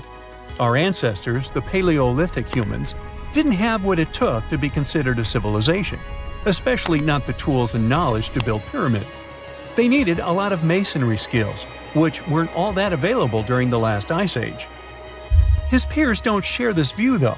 They could believe Hillman's theory if he had found evidence such as charcoal and bone fragments, but he didn't. Flint Dibble, another archaeologist, says that without concrete evidence of human activity, there's no proof of an actual pyramid. In this case, all the data proves is that the soil in the mound dates back to 27,000 years ago. He thinks the rocks on top of the mound just slipped down the hill, like rocks normally do. Only a complex society would have managed to build a stepped pyramid like they claim it was. But according to Bill Farley, an American archaeologist, there's just no reason to believe there were any settlements in Indonesia during the last ice age. Now, just so you know, the oldest known ancient society with this kind of knowledge is probably 11,000 years old and used to occupy the region of modern-day Turkey. Take a look, Turkey's Göbekli Tepe. It's also not a pyramid, but it's the oldest monolithic construction made by humans. Back in the Neolithic period, a lot of people settled there, and there are proofs for it. For example, the walls there are covered in ancient drawings of clothing and wild animals. Until recently, the title of the world's oldest pyramid went to a three-sided construction known as the Djoser Pyramid in Egypt. Djoser is located just a few miles south of the Giza complex in a town called Saqqara. It made its way to popular culture more than once. In the 18th century, it became a common feature in European paintings. Young men from the cultural elite did a grand tour around the world, and Saqqara was at the top of their list. It was also featured in the video game Assassin's Creed, with a digital representation way more accurate than many historical drawings of the thing. That was kind of a big deal in ancient Egypt, to build pyramids for kings to spend their afterlives. And if you thought the Khufu pyramid was the oldest one in the world, well, Djoser was built 70 years ahead of that time. The development of new technology has allowed archaeologists to make groundbreaking discoveries, and a new, or should I say ancient pyramid in South America might win the title in dispute. It turns out that pyramids were also pretty fashionable in the Americas in the old days. Among them are the iconic pyramids of Guatemala's Tikal Temple Complex, the same ones that appeared in Star Wars No. 4. But to find the oldest pyramid in the Americas, one would have to travel to Peru. Deep in the Peruvian desert, archaeologists stumbled upon a sprawling ancient metropolis known as Caral. At first, researchers believed that the settlement was pretty recent, since the site was way too complex for ancient technology to handle it. As we said, Caral is a desert town, like Las Vegas, but without all the hoopla. This means no easy access to water. And for cities like these to thrive, they need a considerable irrigation system, which leads us back to complex technologies. The Peruvians surprised us all with this new discovery. This site was huge, filled with an amphitheater, houses, and religious buildings. The whole thing probably sprawled through 370 acres. And when scientists went to test their initial hypothesis using radiocarbon dating, they found that the city probably sprung around 2027 BCE. On the site, archaeologists found 6 pyramids that could possibly predate the one in Saqqara. As far as they know, both civilizations coexisted in the same time period, in opposite parts of the world. But since researchers can't pinpoint the exact age of Caral's pyramids, it's pretty hard to guess which civilization completed their pyramid first. If only we had a crystal ball. Now, it just so happens that the shape of a pyramid is something that nature is able to produce all on its own, leaving us modern-day humans a bit confused. A classic example is the Japanese side of Yaonagani, which also goes by the name of Japan's Atlantis. The entire monument is about the size of 5 football fields and the height of a 5-story building. Explorers and scientists believe that Yaonagani dates back to 10,000 years ago. For Japan's top marine geologist, Professor Masaki Kimura, Yaonagani is the heritage of a lost civilization. Kimura has dived into exploring the ruins over 100 times over the past 10 years. To him, there are clear signs of human activity down there. Check out this triangular-shaped pool on the monument's surface. Kimura thinks it's actual proof of humans, because this triangle-shaped concave is a historical symbol of water fountains in the region. As it happens with a lot of these cases, not all scientists are convinced the same. For many, Yaonagani is probably the result of thousands of years of erosion, and the fact that the monument is composed of one massive rock leads them to believe it is not really human-made. Sure, these huge basalt columns may look like the ruins of a palace, but they're most likely the result of the intense volcanic activity in the region. And speaking of natural formations that really look like a human made it, a pyramid on Mars has been a hot topic lately. Humans have been keenly trying to prove that there is life on Mars for quite some time. But some are stretching it really far, saying that little green or gray people built a pyramid on the planet to try and build their own civilization. This picture was taken over a decade ago by the Mars Reconnaissance Orbiter, the MRO, but it started to resurface recently. It shows what looks like a 3-sided pyramid. Some people claim that the smooth side of the pyramid could only be the effect of otherworldly work. Then science comes along and explains that Mars is home to one of the deepest canyon systems in the whole solar system. The so-called pyramid is located in what is known as the Kandor-Chasma region. This Martian region has a bunch of similar formations that are nothing more than the result of erosion. Nothing supernatural going on there, apparently. Humans invest a lot of time and money exploring the unknown.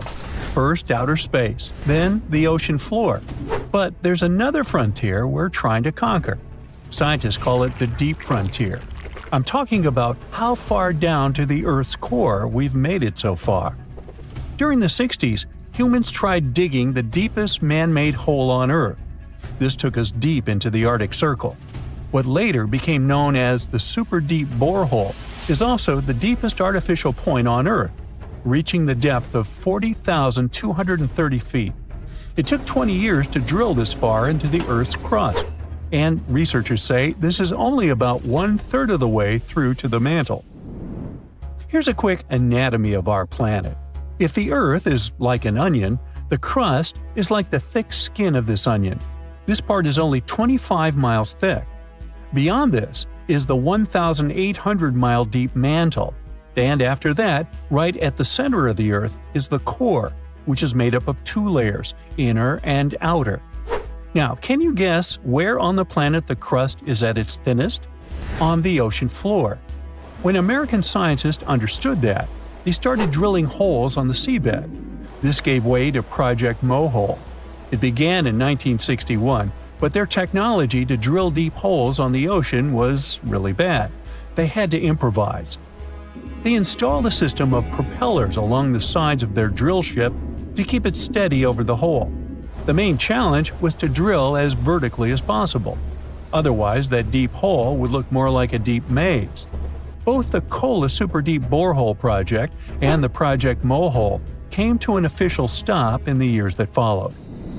But hey, humans have built some pretty deep stuff underground.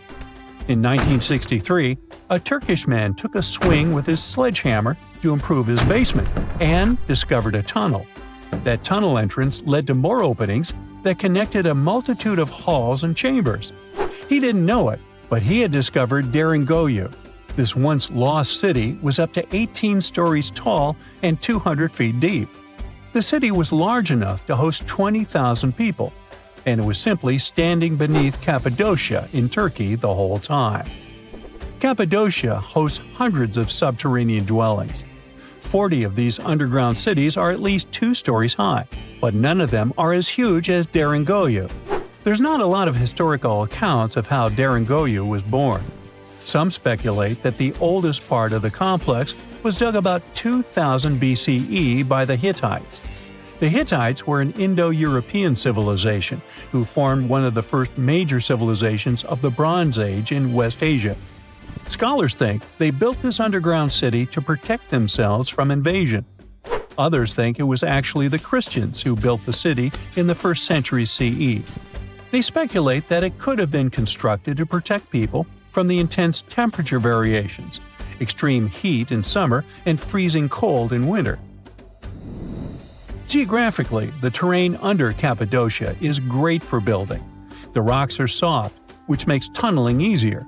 For that same reason, opening large caves underground is fragile. That's why most chambers have pillars that support them. On the bright side, and we are, none of the floors at Deringoyu have ever collapsed. The builders of Deringoyu thought of everything. The city was shut off from the world by huge rocks that hid its entrance. It was ventilated by a total of more than 15,000 shafts, around 10 centimeters wide. This way, they guaranteed enough breathing air in the upper levels in a way that they ended up being used as the living and sleeping quarters. The lower levels of this impressive maze were mainly used for storage. But honestly, they had it all. A room for a wine press, for domestic animals, small religious buildings. They certainly didn't spare any efforts to make that underground city as complete as an above-ground one. Now, speaking of impressive underground stuff, Switzerland has the longest tunnel in the world, built here on the Swiss Alps. This absurdly huge tunnel was built over 8,000 feet below the surface. Check this out. This is what the Gotthard-based tunnel looks like. The first idea to build the tunnel was put forward as early as 1947, but construction only officially began in 1999. It took them years to approve the project and then scout for the perfect location. Even so, the 73 different rock types that compose Massif turned the construction into a real challenge. Some of the rocks were as hard as granite, and others were as soft as sandstone. This meant they needed different approaches and equipment so the whole thing wouldn't crumble down. Overall, they had to excavate about 28 million metric tons of rock to make way for the tunnel. There were many other challenges to build that far into the earth. The deeper into the mountain they got, the hotter the temperatures were. Since there's no natural ventilation, temperatures would get as high as 115 degrees Fahrenheit, making it really hard for workers to endure. The tunnel stretches for 35 miles from one end to the other. During the construction, workers had to use 4 massive tunnel boring machines, aka moles, to penetrate through the massif. Each of these moles was around 1,400 feet long. But that was one of the best things they could do, since these machines limit the disturbance to the surrounding ground and help to produce a smooth tunnel wall. You'd never guess that the world's deepest basement belongs to the Sydney Opera House in Australia. The building goes as deep underground as it grows above ground. But this basement isn't just the Opera House's foundation, it's a parking lot. This unique parking garage penetrates 120 feet underground, or 12 stories deep, while most car parks are only 4 or 5 stories deep.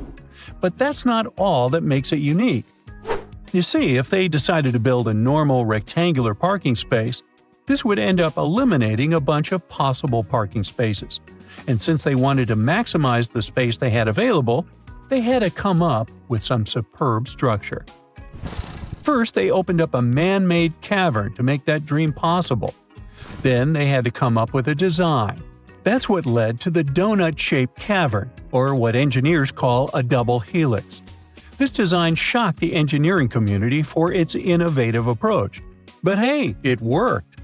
Today, there is space for over 1,000 cars down there, which seems about right for an opera house. Let's wow once again real quick.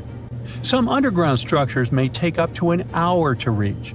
Take this gold mine in South Africa that lies around 2.5 miles below the surface. Yeah, you may think, hey, it's just a couple of miles, why does it take an hour to get there? But the conditions are hard and it's not for the weak. But Milan Ladina, an Ecuadorian runner, even completed a half marathon there, despite temperatures reaching 104 degrees Fahrenheit, high humidity at 80%, and an atmospheric pressure of 1.4, comparable to what divers experience 5 meters under the sea. Yikes. You're walking down the street.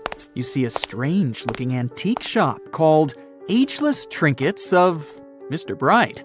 You're curious, so you enter there. You take a look at all the weird stuff. Suddenly, an old folded parchment paper catches your attention. It's a world map, but something's off with it. Instead of showing the countries as you know them, it shows the locations of 4 mythical lost worlds and civilizations. Mr. Bright, the shop owner, comes next to you after realizing your shock. This map won't let you find these places or anything, but I can explain to you the legends behind them if you want, he says. Let me begin with Atlantis. You might know it as Aquaman's underwater kingdom, but Atlantis, the fictional island, was actually first introduced in 2 of Plato's works. According to him, Atlantis was a highly advanced civilization that existed about 9,000 years before his own time, and its story had been passed down by poets, authors, and others. He wrote about Atlantis and its citizens to give a moral lesson and to teach about the dangers of arrogance, as well as the eventual downfall of those who are after too much power. In his dialogues, Plato stated that Atlantis was a great and powerful empire that was respected in all parts of the world. It was founded by beings who were half deities and half human, and became a great naval power after a while. Being an island filled with gold, silver, and other precious metals certainly helped their case. But besides that, it was also known for its breathtaking architecture and state-of-the-art technology, as well as its countless rare and exotic wild animals. Atlanteans were proud of their great achievements and the perfection of their civilization. But their excessive pride was going to bring their downfall. They believed they were so superior that they could gain control over any nation. This led them to launch a series of invasions. They conquered many of the Mediterranean lands, but when it was time to enter Athens, Athenians pushed back with an extraordinary force, so the Atlanteans were finally defeated. Plato stated that deities then got angry at Atlanteans because of how wicked, greedy, and immoral they became. So they punished them by sending earthquakes, which caused Atlantis to sink beneath the sea. Although the earliest written records of Atlantis were Plato's works, some people still believed his story to be based on truth and tried to identify the island of Atlantis with actual countries. Some people suggested it may have been located in the Mediterranean Sea, near the coast of Spain or Italy.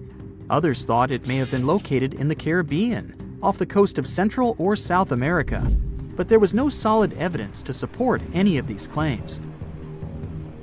One theory, in particular, seemed more plausible than the others, though. Located in the Aegean Sea, the island of Santorini was the home of a highly advanced Minoan society.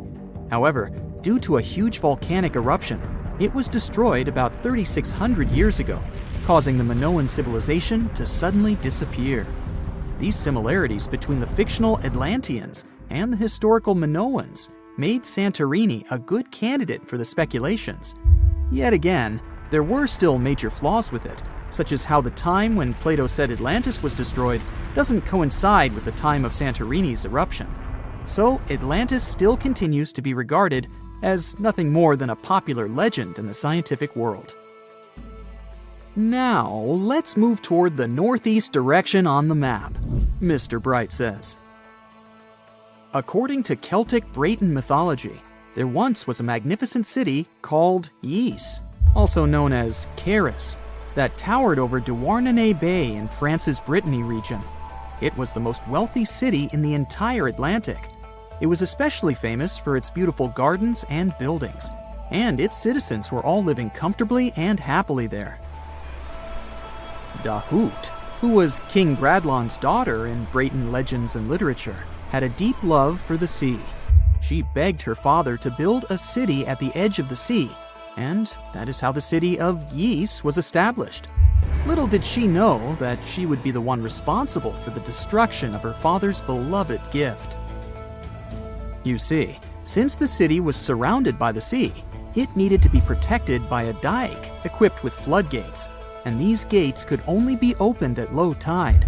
And the only one who had the keys to these gates was the king himself. One day, a handsome red knight arrived at the city, but couldn't pass the gates. Dahut was so taken by him that she wanted to let him in. She knew that her father was the keeper of the only key to the city, so she sneaked into his room and stole it from him. Then she gave it to the Red Knight so that he could enter the city and they could be together. However, the Red Knight turned out to be the Prince of Darkness, and he intentionally left the gate open to the raging sea. The waves soon swallowed all of Ys. King Gradlon was able to escape on his magical horse, but Dahut couldn't. She turned into an evil mermaid who lured sailors into the sea. Today, if you go to Quimper, a city in Brittany, northwest France, you can find the statue of King Gradlon riding on his horse. Although the city of Ys is a legend, Brittany coast locals believe that on the days when the waters are calm, you can still hear the tolls of the city bells deep under the sea, if you listen carefully.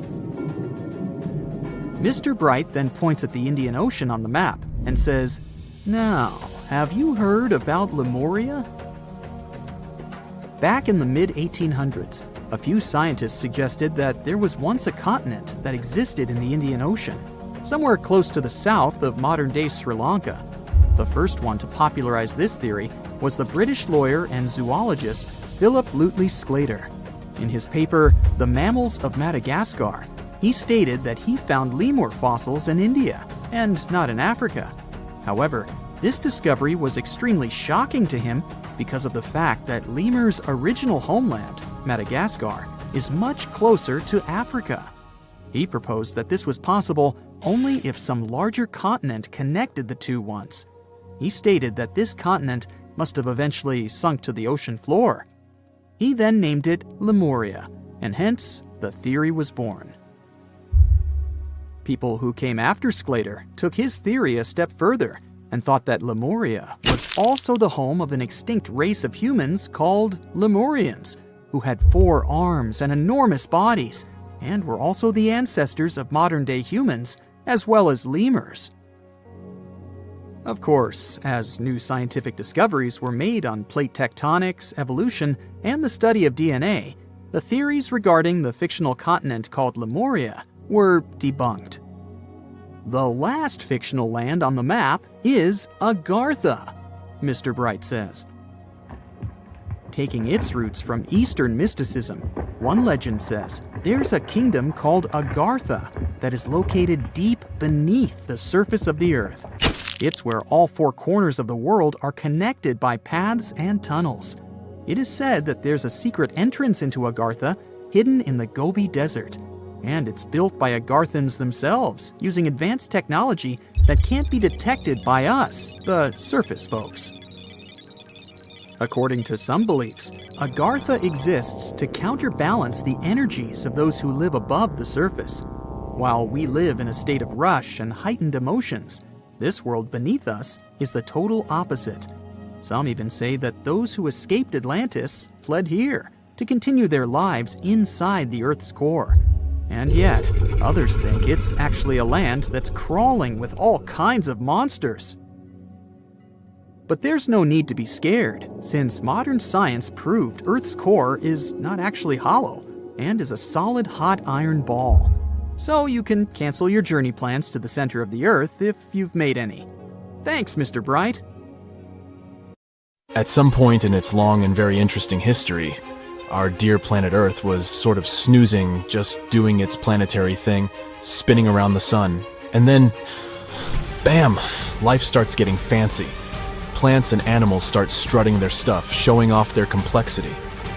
Fast forward a bit, about 65 million years ago to be exact, and a cosmic disaster strikes, or at least that's what we presume. An asteroid probably smashed into Earth, wiping out the dinosaurs and other big animals. We can't pinpoint specifics about the asteroid, but we do know that it was extremely large and it crashed into our precious planet, creating a dusty mess that settled everywhere. You can still find remnants of that dust layer in sedimentary rocks today. If you dig beneath it, you'll uncover a whole bunch of fossils. These prehistoric creatures were living it up before the asteroid crashed the party. Think of it as the planet going on a cleaning spree, leaving a bunch of empty spaces waiting to be filled. And guess who took the opportunity? Mammals. These furry little critters were the ones to rise to fame. But why is it that this disaster became such a great opportunity for mammals? It's pretty simple, actually. With no big bullies around, they grew, multiplied, and had a population expanse. All kinds of mammals joined to fill in the blanks. Primates, rodents, basically, the whole furry gang. We're talking about placental mammals, marsupials, and even egg-laying mammals, adding some serious variety to the mix. We like to think of primates as our closest relatives here on Earth. What's their story? Well, around 63 million years ago, just a couple of million years after the dinosaurs' final dance, the primates decided it was time for a family reunion. They split into 2 groups, the dry-nosed primates, who became the cool monkeys and apes we know today, and the wet-nosed primates, who went off to become lemurs and aye-ayes, hey-hays. The fun didn't stop there. About 58 million years ago, the dry-nosed primates began their own little mission. One special guest called the tarsier, arrived on the scene, featuring big eyes that were perfect for late-night shenanigans. This tarsier took a different path from its primate relatives, embracing its unique niche and evolving separately. To this day, the tarsier is the only primate that feeds exclusively on meat. These little guys have a taste for insects, small birds, rodents, and even lizards. But that's not all that makes them unique. Their eyes are twice the size of their brains. Also, their heads can do a full 180-degree spin, just like an owl. Because of their features, the tarsiers are the true kings and queens of the night. With their superpower of ultrasonic tracking, they can spot their prey instantly. Plus, their legs and feet are like springs ready to launch them into action. They've got this special ankle bone called the tarsus, which gives them those epic leaping skills. Hence the name, if you were wondering. But let's leave these little critters to rest and get back to our story, shall we? About 55 million years ago, the Earth cranked up the heat, literally. This sudden hot pod was a bit too much for many deep ocean dwellers and plants to handle, and they bid their farewells. But hey, every goodbye is an opportunity for something new, right? The oceanic mammals known as cetaceans, saw their chance and took it. They splashed into those empty niches, becoming the rulers of the sea. In this category of creatures, you can find the blue whale and the dolphin. A special primate guest made an appearance around 47 million years ago. Scientists now affectionately call the fossil of such a creature Ida. This little wonder caused quite a stir. Initially hailed as the missing link in human evolution. But here's the hilarious part. It turned out Ida was not one of us dry-nosed primates, but a cheeky wet-nosed one. Moving forward to 40 million years ago. This is when another big event happened in the primate world. The New World monkeys, our distant cousins, decided to take a different path and branch off from our lineage of Old World monkeys. They packed their bags and set off to conquer South America, where they're still living it up today. What's the difference between the two, you might ask? Well, one crucial thing that sets them apart is the fact that the Old World monkeys had nostrils that pointed downwards. Around 25 million years ago, another troop of apes entered the scene, and these guys had something special, the lack of a tail. These unique creatures would go on to become our closest relatives. We're talking apes and great apes, the cool gang who share a whole lot of genetic similarities with us. The first ape to break free from the monkey madness was the gibbon. About 18 million years ago is when this little acrobat swung into the picture. A few million years later, the great apes made their grand entrance too. Orangutans were the pioneers, venturing into the wilds of southern Asia. We're getting closer and closer to the present. It was 7 million years ago when the great apes took a major fork in the evolutionary road. One path led to our ancestors, the future Homo sapiens, and the other path led to chimpanzees and bonobos. These two primate branches remained united for a few million years before finally going their separate ways. 5.6 million years ago, a game-changing ape, called Ardipithecus, made its way into our evolutionary history. It had a special talent, bipedalism. That's right, this was one of the first apes to walk on 2 feet, probably making its primate buddies raise an eyebrow or two. The real showstoppers, however, arrived around 4 million years ago, the Australopithecus crew. These were the earliest members of the Hominina hominina subtribe, our tribe. What made them so special? Well, probably the fact that they brought some serious tools to the game. Stone tools, to be precise. It seems that at some point in their evolution, these clever primates started using stones to make their lives easier. Now here comes a crucial turning point in our story. About 2 million years ago, our ancestors faced a food shortage. Survival of the fittest was the name of the game, and 2 strategies emerged. Group 1 went for stronger jaws, allowing them to chomp on tough foods like nuts. Group 2 had a different idea. They opted for weaker jaws, but bigger brains. They wanted access to a wider range of food options.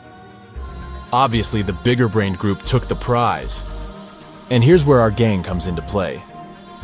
Around 2.5 million years ago, a type of primate also known as handyman made its mark on history. These clever beings had larger brains and knew how to put those neurons to good use. About 1.9 million years ago, a new star emerged, Homo erectus. These creatures not only walked upright, but also had brains that were almost twice the size of the handyman's. They took the world by surprise, becoming the first of our direct ancestors to venture out of the African continent. They even knew how to tame fire. Approximately 700,000 years ago, the world witnessed a culinary revolution. The earliest evidence of cooking appeared. And around 500,000 years ago, our ancestors decided it was time to become a bit more fashionable, donning the first evidence of clothing. Our very own species came to be just 300,000 years ago. Told you we were late to the party. But the world was never the same after the appearance of Homo sapiens, the anatomically modern humans. Alongside our other relatives, we emerged, ready to conquer the world with our innovative minds and complex societies. The exact path of our evolution remains a bit of a mystery. But what we do know for sure is that Neanderthals joined the party around at some point too. As Homo sapiens flourished, so did our capacity for language. Modern speech is believed to have emerged almost hand in hand with our species.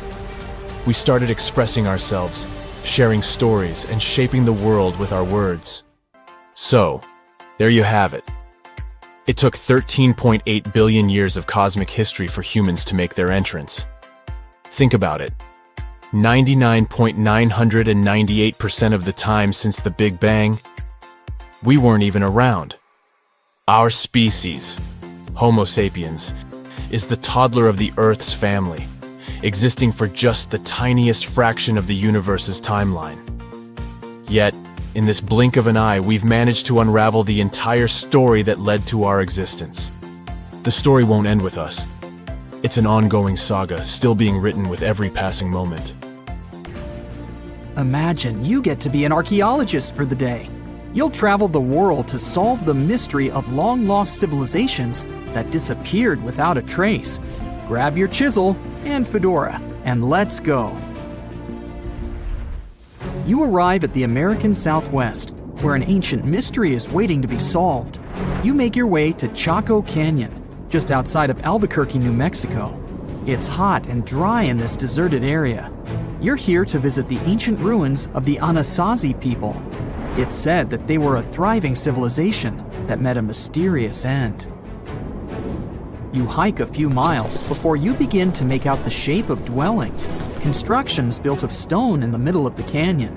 This is Pueblo Bonito, a 10th century complex that contains as many as 800 rooms and stands over 5 stories tall. The buildings are beautiful and made from sandstone.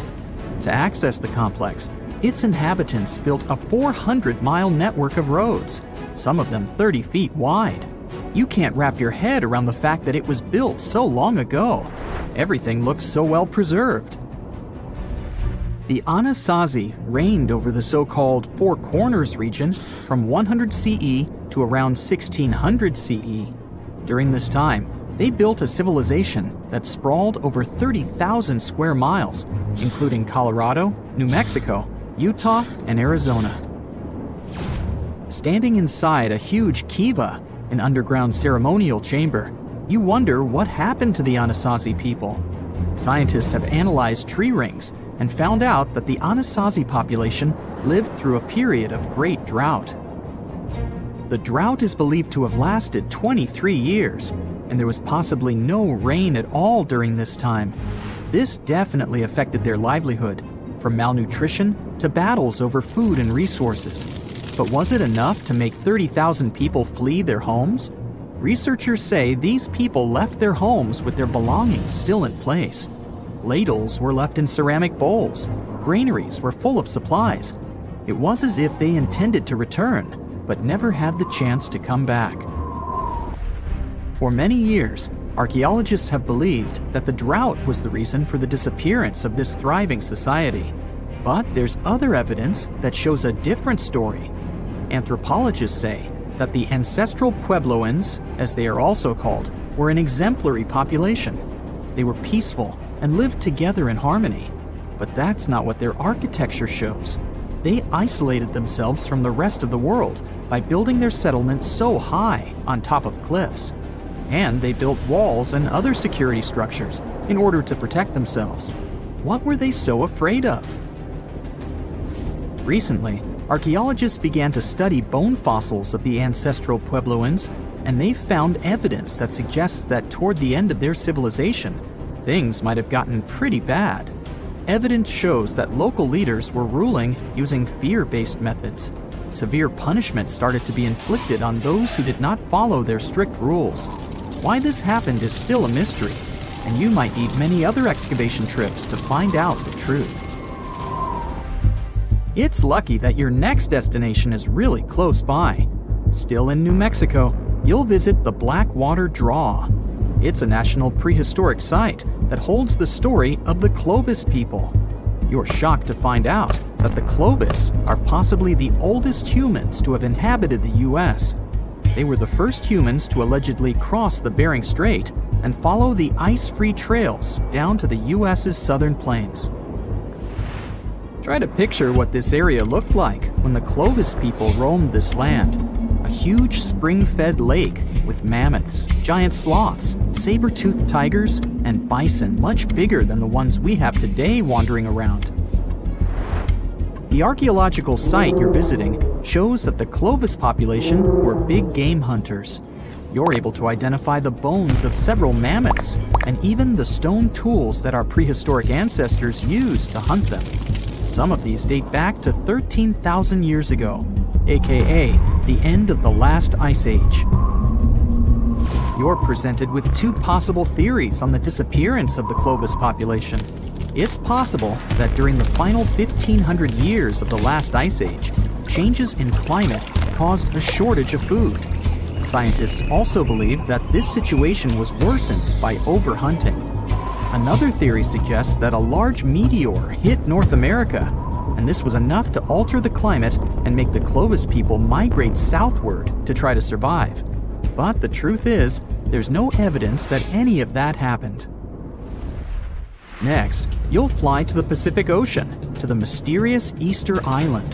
This place has left us with many questions, from the building of 13-foot-high face statues to the sudden disappearance of the Rapa Nui people who inhabited the area. You approach the island at Anakina, a white sandy beach on the island's northern shore. Researchers believe this area was one of the first settlements of the Rapa Nui. You could say you're standing at the end of the world, as you're over 3,000 miles away from South America and 1,000 miles away from the nearest island. Around 800 CE, when the first humans arrived, the island was an oasis. Today, the area is mostly deserted. You get your first clue on the fall of the Rapa Nui from an excavation pit you open at the beach. There's clear evidence of human presence: charcoal, tools, and bones, some of them belonging to rats. Bingo! When humans arrived at Easter Island, they brought along rodent companions. They probably didn't know this at the time, but these rodents would contribute largely to their demise. Rats love palm trees, which helped to deforest the natural vegetation of the island gradually over the years. But there's another clue. Looking into genetic data, you discover that South Americans came into contact with the Rapa Nui around 1722. What might have happened to this population is the same that happened to other more isolated groups. The contact with foreign groups brought about diseases that possibly led to the end of the Rapa Nui. To finish off your trip, you're headed to Cambodia. The country was once home to the Great Khmer Empire from the 9th century CE to the 15th century CE. The ruins of this place are magnificent. Your main excavation site is the Plains of Angkor, built alongside the Mekong River. This huge site was the most important Khmer city at the time. Just FYI, Angkor actually means capital city in the Khmer language. The Khmer were able to build a huge network of roads connecting Angkor with the rest of the empire. And it's believed that up to 1 million people were spread throughout the Khmer Empire at its peak days. It was the largest pre-industrial city in the entire world. It's comparable in size to modern-day Los Angeles, just so you can get an idea. The Khmers were also master builders and engineers. They managed to build a complex irrigation system that helped their rice farming through the centuries. And to connect their cities, they built almost 500 miles of intricate highways and bridges.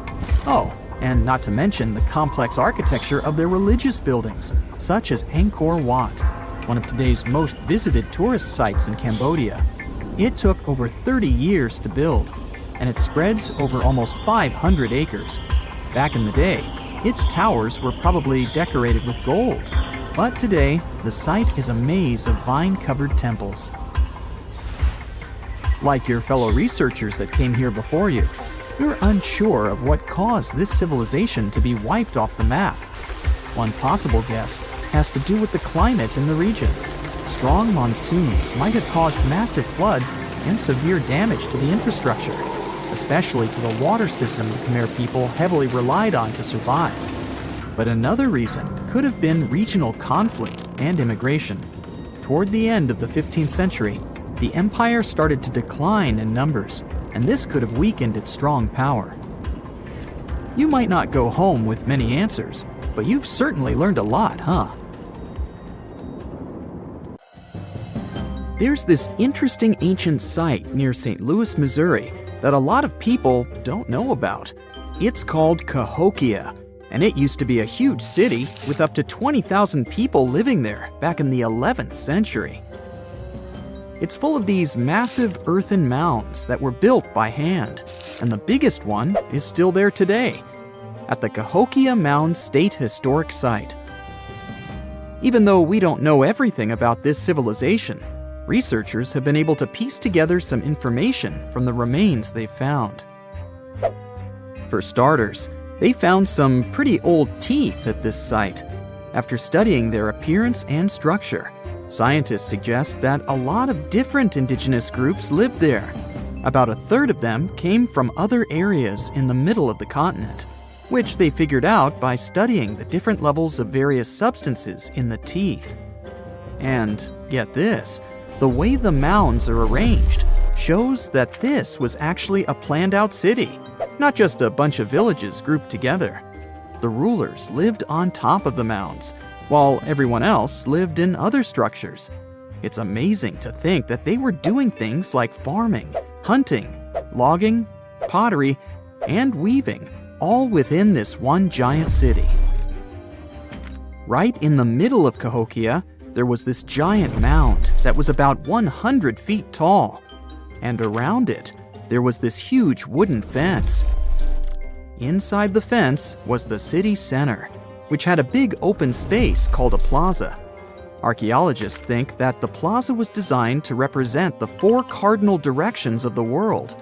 It was like the people who built it wanted to create a place that was in harmony with the universe.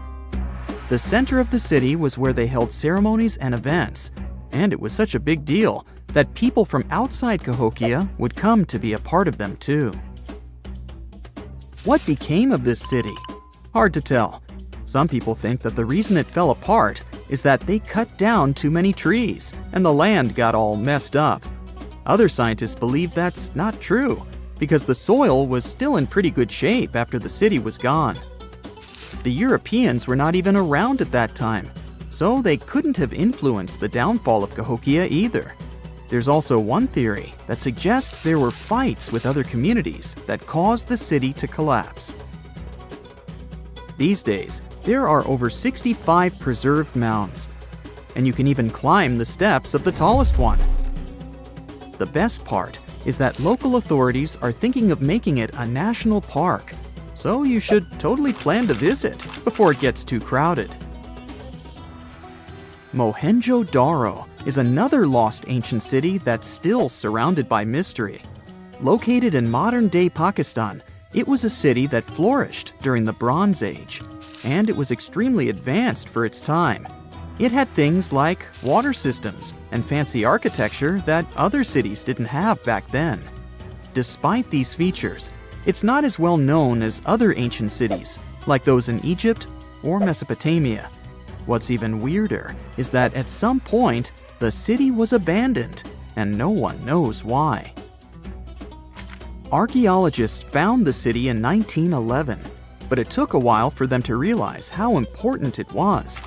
Eventually, they uncovered a lot of really interesting things about the city, like its advanced sanitation system.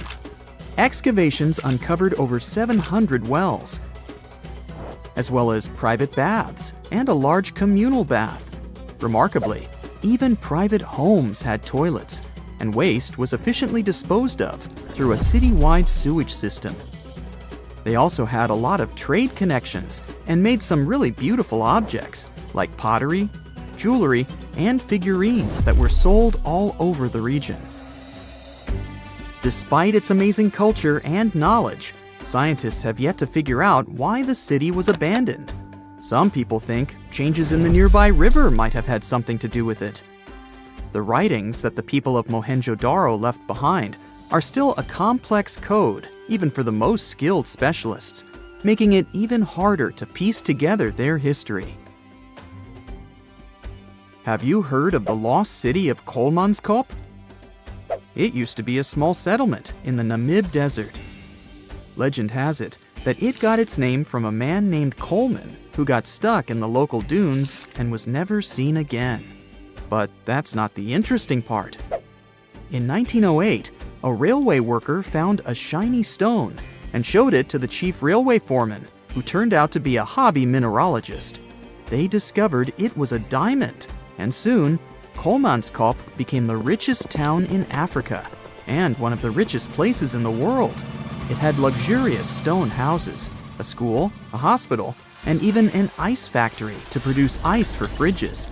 The hospital had the first X-ray machine in southern Africa, which was supposedly used to check if workers were illegally swallowing diamonds. Its popularity began to decline in the late 1920s when another diamond-rich location was discovered nearby.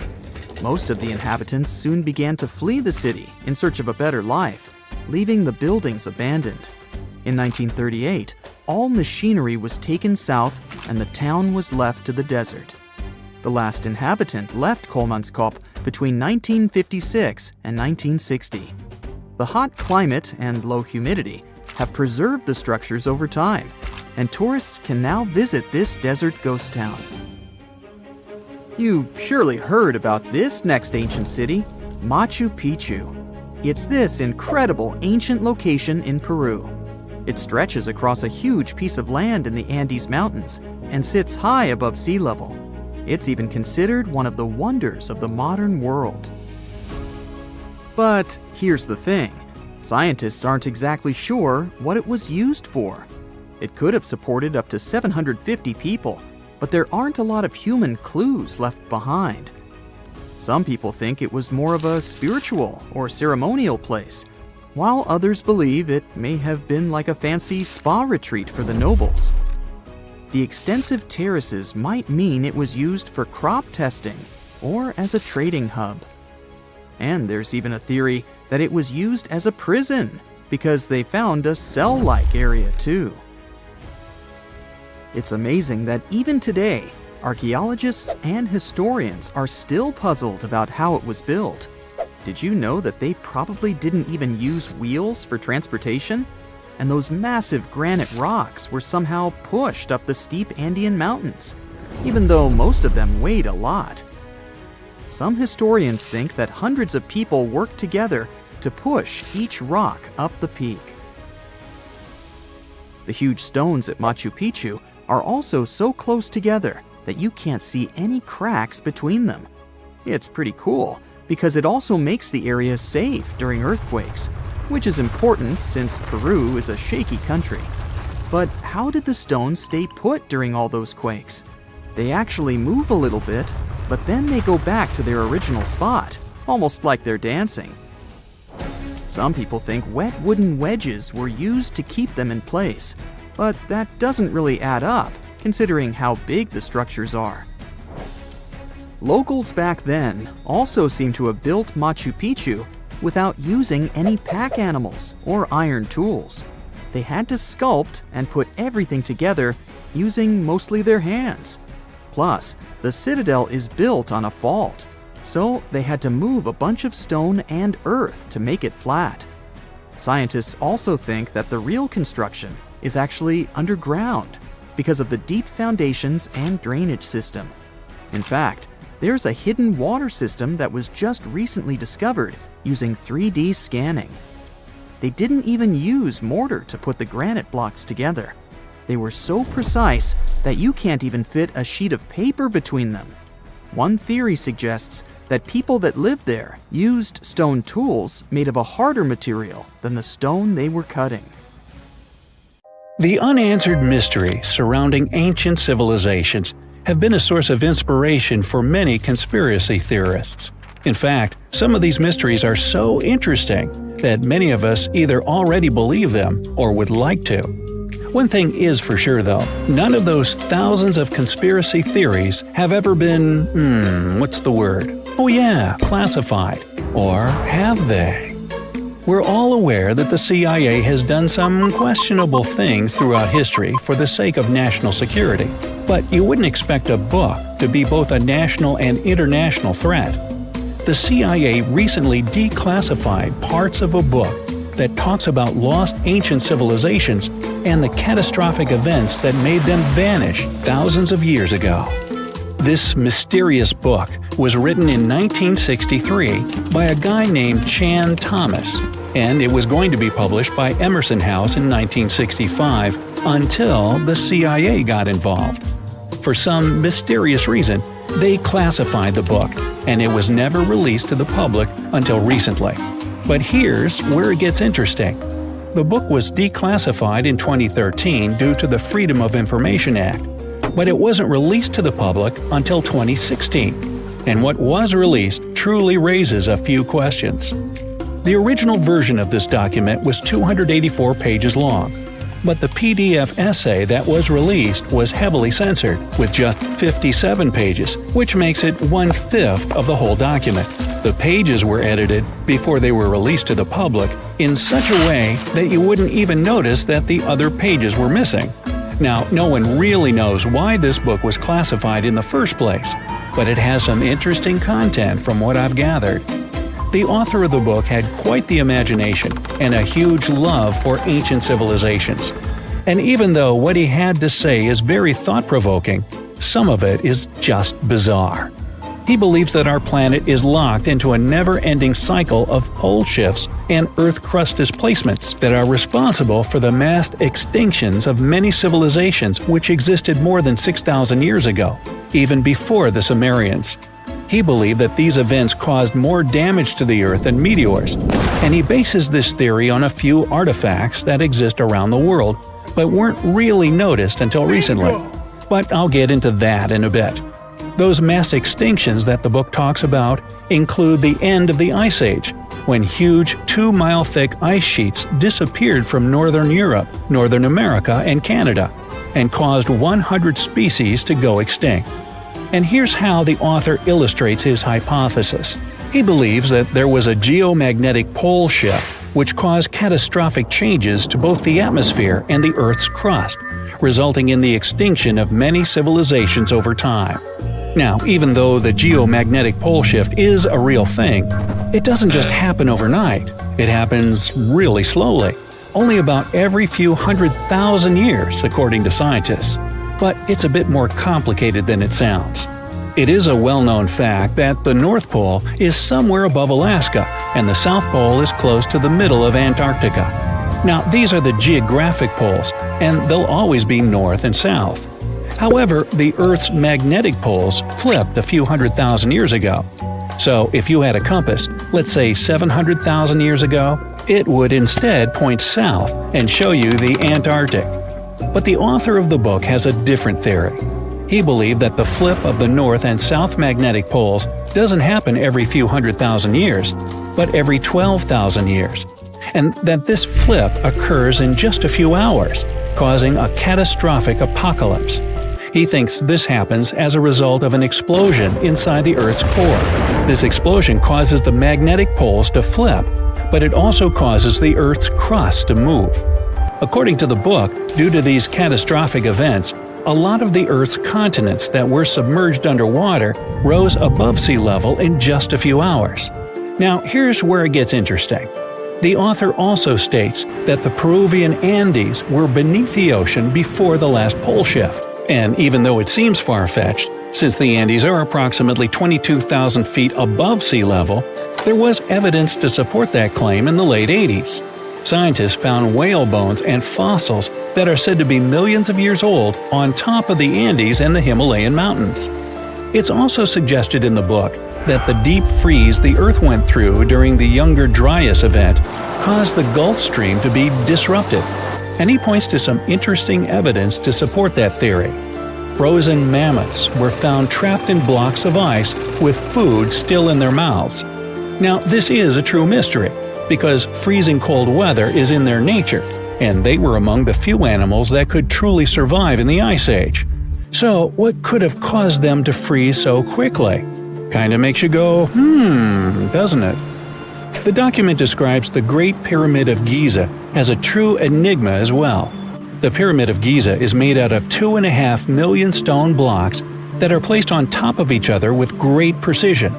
It's close to 750 feet wide and more than 450 feet high. To this day, we're still not able to explain how it was constructed, and it's quite difficult to understand the internal design as well. On the inside, the pyramid has no similarities to the other pyramids, and, despite popular belief, there were no mummies found in any of them. If you think that's a bit weird, wait for the next one. There are absolutely no hieroglyphs found in any of the pyramids, and that goes both ways. What do I mean? There are also no pyramids, or anything that resembles a pyramid, in any hieroglyphs either. Mr. Thomas believes that the pyramids were created hundreds of thousands of years before the Egyptians, by a civilization that went extinct. Speaking of civilizations, in his book he even mentions the Greeks. He claims that in Greece, there was another ancient race of people that went extinct as well. He claims they were extremely tall with blue eyes and blonde hair, and had access to advanced technology that the Greeks couldn't have known about in their prime. Now, before we drift too far away from the stone blocks, let's talk about another mystery, the temple in Baalbek, Lebanon, and its ginormous foundation blocks. Those stones, which make up the Heliopolis, were also used for the temple in Rome. The foundations of the temples are made of 900-ton trilithon stones, and according to the author, this is proof that there must have been a lost ancient civilization with advanced technology. Now, most archaeologists claim that those stones were made by the Romans. However, there's no evidence to support that. The Romans didn't have the technological equipment to make the stones or lift them. So, you might think, what if they just made them in that place right then and there? Well, those stones were also lifted 30 feet high and were placed next to each other with mathematical precision. And let's not forget about the blocks on top of the Heliopolis in Lebanon, which weigh about 800 tons each. But wait till you hear the next one. The Romans don't even credit themselves for these stones.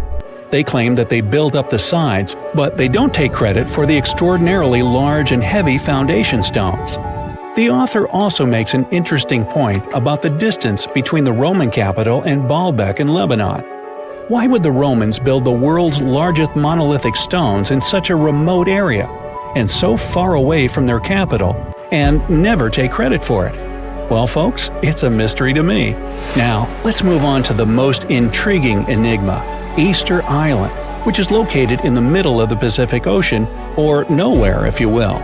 The author questions how people found it or even settled in such a remote island that long ago. One of the signifiers of Easter Island are the Moai statues, and the mystery surrounding who they depict and why. What's an even bigger question is how they were created, moved, and positioned in the places they were found. According to this declassified document, Easter Island was part of the now lost continent named Mu, and it was sunk in the Pacific Ocean in a disastrous cataclysm that happened during one of those pole shifts. The continent of Mu, according to the book, was as big as South America, and what we now call Easter Island is just what's left of that continent. The author also believes that this is what happened with the lost city of Atlantis as well. Plato is even quoted about this, saying that the whole city of Atlantis sunk miles beneath the waves within just a day. Even though the whole story sounds very intriguing and makes some interesting points, We know that, scientifically speaking, a cataclysmic pole shift causing entire civilizations to go extinct isn't possible. Whoa! It's a huge flying island right above your head. In the era of AI, you may think it's nothing but a neural network video, but let me tell you that first, it's very much real. Two, if you want, you can as well visit it. It may even hold the key to the El Dorado secret. This place is called Roraima, and it's actually not an island at all. It's a mountain. Due to a number of factors, we get this vision of an island floating somewhere above us. But it's all about the flat top this mountain has.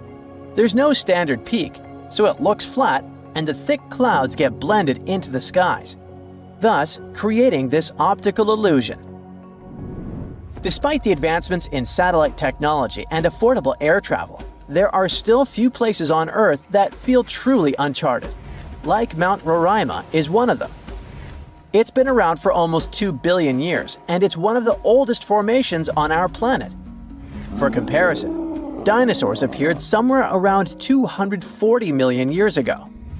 Some scientists believe that this area used to be a part of the supercontinent called Gondwanaland. And back then, it wasn't yet a mountain.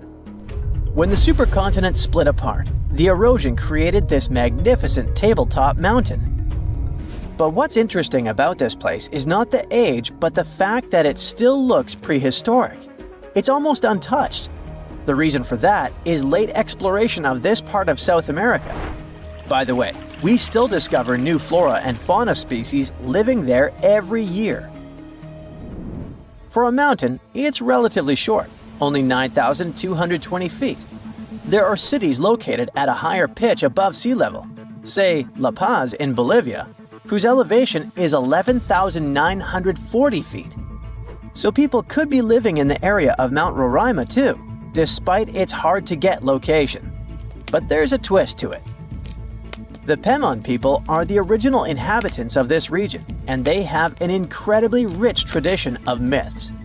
For instance, their mythology features deities that live on the Tepui, which are flat-topped mountains found in the grasslands. These mountains are considered sacred and are off-limits to the living since they're believed to be the dwelling places of ancestor spirits known as Mawari. So, there are traditions that restrict living in this area, but still, some sources claim that local communities do dwell there. But, obviously, modern problems lie not only in the spirits, but in very much limited job opportunities there. However, guided tours are actually available. So what will you see if you ever dare to visit this place? At the base of the mountain lies an evergreen rainforest featuring trees that range in height from 82 to 150 feet, with some specimens reaching up to 200 feet. Some of them are endemic for sure, meaning that it's the only place in the world where you can find them. Like, you can find orchids as large as a medium-sized tree. It's not a surprise because due to the remoteness of this place, species here may have followed a completely different evolutionary trail, unlike most of the flora and fauna on our planet. Next, you have all the chances to stumble upon a waterfall at the base of Roraima that's been flowing for millions of years. Fun fact, there are no rivers on Roraima summit, but the rainfall seeping through the porous rocks create this incredible view.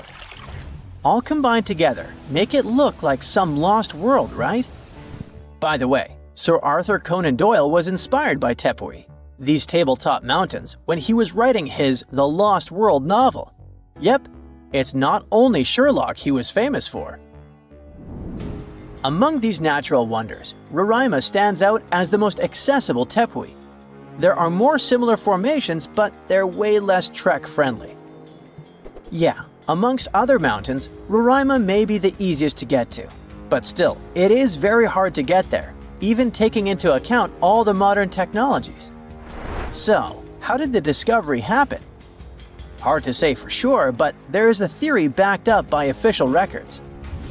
Back in the 16th century, here was this Sir Walter Raleigh. Look at his fancy collar and mustache. He was one of the most important people during the Elizabethan period. In 1594, he got to know about a great golden city near the Caroni River. That idea stuck in his mind. Maybe it was something like a get-rich-quick scheme for him. Anyways, 1 year later, he went to explore what is now Guyana and eastern Venezuela, and he described precisely Mount Roraima. On March 22, 1595, an English fleet led by Walter Raleigh showed up off the coast of Trinidad. Raleigh tried to make nice with the Spanish settlers there by trading and even inviting them aboard his ships for some entertainment. After a few drinks, the Spaniards opened up about a person having some particular activities in Guyana, sharing insights about the land's geography and the treasures they believed were hidden inland. Fast forward to April 7th, Raleigh pulled off a surprise attack on the town of San Jose and managed to capture this very person. After squeezing him for information, Raleigh declared his own plan to head into Guyana on a quest for the legendary Golden City. Since his ships couldn't navigate the narrow channels of the Orinoco Delta, Raleigh had his carpenters modify one of them, likely a galleass, to only draw 5 feet of water. This ship could carry 60 men, while another 40 were split among smaller boats. Progress was slow as they navigated through the delta, getting lost in what Raleigh described as a labyrinth of rivers. Eventually, they made their way to the Caño Manamo, and then into the main Orinoco River. A bit further upstream, where the Orinoco meets the Caroni, Raleigh encountered a native chief named Topiawari, and they hit it off. Topiawari revealed that his people had been pushed out of inland Guyana by a fierce tribe from the west. This fed into the prevailing belief, shared by both the Spanish and Raleigh, that El Dorado was home to runaway Incas from Peru. Topiawari also mentioned that the invading tribe was rich in gold, claiming that their nearest town, just a 4-day trek south, was the source of gold plates that were being traded far and wide. But he hinted that even finer treasures lay deeper in the land. Raleigh then made his way to the mouth of the Caroni, but strong currents halted any further progress. He sent out 2 scouting groups on land, while he led a third one. They unearthed a few shiny stones that they eagerly dug out of the ground, but most turned out to be worthless. They learned that a massive lake about 40 miles wide lay at the head of the Caroni, filled with alluvial gold. However, with no way to move forward and the Orinoco's waters rising, Raleigh had to call off the expedition, hoping to come back when conditions were better. It wasn't until 1616, over 20 years later, that Raleigh got the go-ahead from James I for a second try in Guyana. He assured the king he could retrieve a lot of gold from a mine near the Caroni that he had heard about on his earlier trip. James specifically ordered him not to clash with the Spanish, who were still controlling the Orinoco area. When Raleigh arrived in South America, he stayed on the ship while sending Lawrence Kemmys and a team to look for the mine. For reasons that remain unclear, Kemmys ended up attacking and capturing the Spanish town of Santo Tomé, resulting in the demise of Raleigh's son Wat during the skirmish.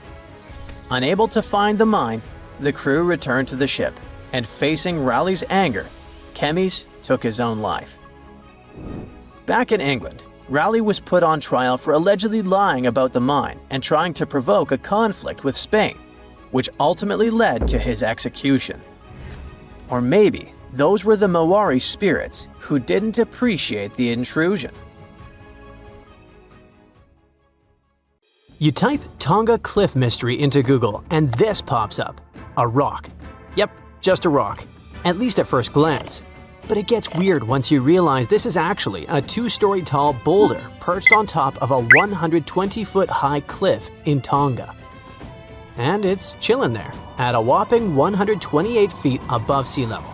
So, how the heck did this rock get there? First, a proper introduction. This is Makalahi, which means big rock in Tongan. This name hits the nail on the head because this baby stands at about 22 feet tall. That's taller than a giraffe standing on its tiptoes. And it weighs over 1,300 tons. And that's like stacking nearly 325 elephants on a giant scale. With those massive measurements, it makes total sense that the locals call it Makalahi. But from now on, we can also think of it as the giant tsunami rock. And to understand why, I've got to tell you the story of Makalahi in Tonga. In 2024, researchers from the University of Queensland's School of the Environment were exploring the southern side of Tongatapu Island. One day, they were chatting with a group of local farmers who mentioned a strange and massive rock sitting up on a cliff. And they were honestly pretty surprised. After all, it didn't make any sense for such a huge boulder to be located that far inland, especially since it's sitting about 656 feet away from the edge of the cliff. On top of that, it was covered in vegetation and surrounded by overgrowth, which suggests it's been sitting there for a long, long time. That's when they started asking themselves the big question: where did this rock even come from? So to figure it out, the team created a three-dimensional model of the boulder and headed to the coast. After some careful research, they finally found the spot where the boulder could have originated. Turns out it broke off from a cliff more than 90 feet above sea level. Alright, so they found the source, but let's take a moment to recap what we know so far. The rock originally came from a spot about 98 feet above sea level, and now it's sitting at 128 feet above sea level. That's a pretty big jump. Sure, it's not like climbing Mount Everest or anything, but come on, it's a rock. It didn't just grab some gear and climb up there by itself. That brings us back to the big question: how did this massive boulder get up there? Well, it was probably moved by a tsunami.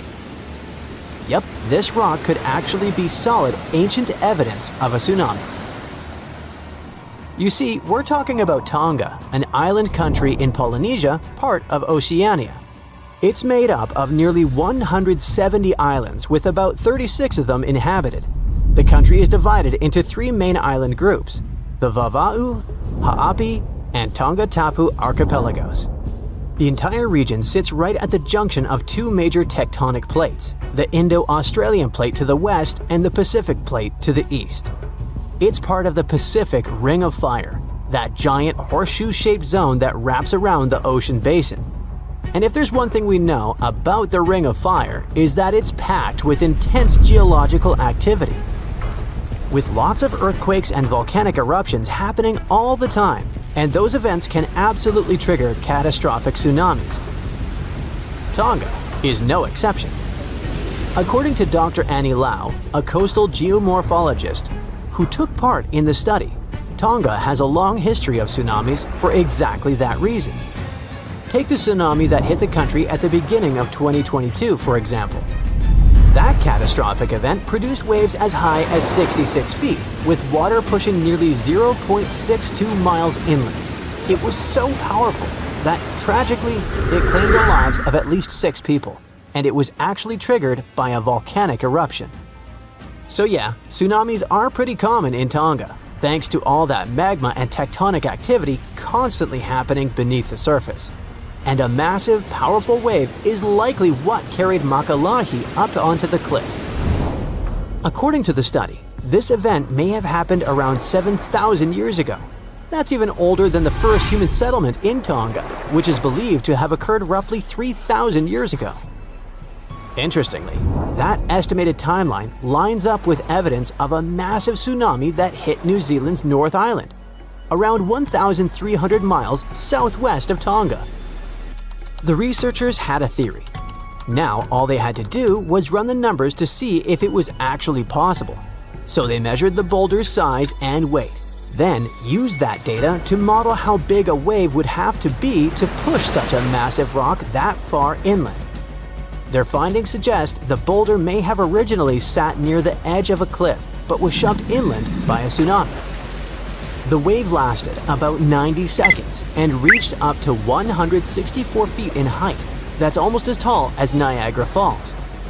Just to give you a perspective, that's significantly larger than the waves recorded during the Indian Ocean tsunami in 2004 or the Tohoku tsunami in 2011. Now, here's the thing. These tsunamis were triggered by earthquakes, and waves caused by earthquakes usually top out at just a few tens of feet. So, in Makalahi's case, it probably wasn't an earthquake that did the job. Instead, it's possible the wave came from a landslide tsunami. This theory suggests that the earthquake not only generated a tsunami that flooded the island, but it probably also triggered a massive landslide. When a huge chunk of material suddenly slides into the ocean or something shifts quickly underwater, it can create a landslide-triggered tsunami, and that landslide, in turn, may have produced a second tsunami. One powerful enough to carry Makalahi and drop it where it still sits today. Now, while science may have found a likely explanation for how the rock got to such a strange location, many locals will probably continue to pass down the traditional stories tied to rocks like this one. According to Polynesian mythology, coastal boulders like Makalahi were placed by the legendary hero Maui. In some legends, Maui used a giant boulder and a magical rope made from the hair of the deity Hina to anchor the sun and slow it down. Another story is known as the Maui Throwing Stones. It refers to a group of 8 coral limestone boulders located in the village of Havelukilu on Tongatapu.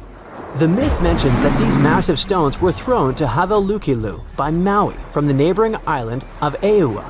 The story goes that Maui was annoyed by a rooster that woke him up every morning, so he picked up stones and hurled them at the bird. And that's how the rocks from Eua ended up in Tongatapu. Now here's the interesting part. The term white chicken in Tongawan also means foaming waves, so some believe this story may actually be a metaphor for a tsunami. Even though these myths don't mention Makalahi directly, they show how important rocks like these are to local people. Now, we can say that this archaeological evidence is not only important for culture, but also for science. The recent study gives us some fascinating theories about how the rock ended up so high up and so far inland. But researchers still need to find what's called a landslide scar to prove their point and fully solve the Tonga Cliff mystery. Follow-up research is crucial because it will help us to uncover what triggers these kinds of events and how often that might happen. And who knows? One day we might come across new cases of giant rocks moved by giant tsunamis, each one carrying its own story from the deep. See this place on the map? Yeah, right there. It's estimated that around 100 people have vanished or lost their lives here. Why, you ask? Well, it seems they were all looking for this guy, Percy Fawcett. He was a British colonel, famous for his sharp blue eyes, perfectly groomed beard, and signature hat. He looked like a character from Pride and Prejudice, but lived more like Indiana Jones. In fact, this character was inspired by Fawcett's story. But his disappearance in 1925 was more macabre than any movie plot. Colonel Fawcett was bold. Not the ask your neighbor's Wi-Fi password kind of bold. I'm talking full-on, I don't care that much about my life bold. He used to be a soldier in Sri Lanka and even did a secret spy gig in Morocco, but he needed more. So in 1906, Fawcett started exploring parts of Brazil and Bolivia where no one had dared to go before. His mission was to create secret, mind-blowing maps. Okay, that doesn't sound too risky, but trust me, it was. If you want to explore the world nowadays, you just open Google Earth and, well, that's it. No danger, no adrenaline, just maybe 1 or 2 creepy street view photos. Ew. But we're talking about the beginning of the 20th century, when satellites and this weird Google car didn't exist. Back then, if you wanted to fill in the world map, you actually had to explore the land on foot. So that's how Colonel Fawcett ended up in South America. And he became famous for his expeditions to map out the wild Amazon. He was the first guy to record the locations of waterfalls in that region, for example. But then he got obsessed. Blame it on lack of sleep or whatever sketchy Amazon jungle juice he was sipping, but suddenly he was like, I'll bet there's an ancient advanced city hidden somewhere around here. Spoiler alert, there wasn't. But he was hooked on that idea. Hanging out with native Indians for so long convinced him that large groups could totally thrive in the middle of a massive rainforest. And of course, Fawcett loved a good old adventure story. especially the ones from the 16th and 17th centuries, written by European explorers. In those stories, adventurers claimed they had found huge settlements and fine roadways deep in the heart of Latin America. But Fawcett's all-time favorite story came from a manuscript written in 1753. Back then, adventurers were hunting for precious metals in Brazil when they stumbled upon a ruined city with monumental buildings, roads, and plazas. Oh, and every corner had a Roman-style spire. Naturally, the colonel was all in to find it. Too bad no one told him this manuscript is mostly considered a forgery. Yep, this story is as real as Snow White's. But then, things got weird. The settlement described in that manuscript was supposedly located in the northeast side of Brazil. But now, he's saying there's an advanced civilization in Mato Grosso, which is in a different part of the country. So he decided to name this new place the City of Z. Back in the 1920s, the colonel launched 2 separate expeditions to find it. But both trips failed, as he faced terrible weather, fever, and of course, exhaustion. Now, tell me in the comments, what do you think Fawcett did after 2 failed expeditions? Option A, he quit. Option B, he called his mom. Option C, he tried again because he didn't get the memo that the universe is clearly saying stop. Well, of course, option C is the right answer. This is relentless Fawcett we're talking about. So, 3 years later, the colonel finally gathered enough cash to launch yet another expedition in search of the City of Z. All he needed was a crew of people crazy enough to join him. Famous and experienced explorers were begging to come along. But nope, Fawcett decided to take his son and his best buddy instead. In January 1925, this brave trio set off on their journey. They packed mosquito nets, canned food, and made a promise, "We shall return." Another spoiler alert, they didn't. Uh-oh. The journey kicked off in New Jersey, and then they sailed all the way to Rio de Janeiro, Brazil. There, they stopped to grab some pack animals, like horses, and hired a couple of local guides. Now they were ready to head to the city of Cuiabá. Now keep in mind the distances in Brazil are crazy huge. So this little journey was like traveling from Miami to Chicago on foot. 3 months later, they finally ventured into the jungle for the first time. And that's when the fun really began. The crew faced piranha-infested rivers, an endless maze of thick trees, and the worst part, bugs. The constant annoying zzz of a gazillion mosquitoes wouldn't let them sleep, and Fawcett's best friend's foot got huge from tick bites. But the colonel didn't have time to babysit his friend's princess foot. Oh no, he was too obsessed to take a break. In fact, at some point, he was so far ahead of his companions that he had to camp alone for a night. On May 29th, Fawcett finally came to his senses. There was no City of Z. But did he let that stop him? Not really.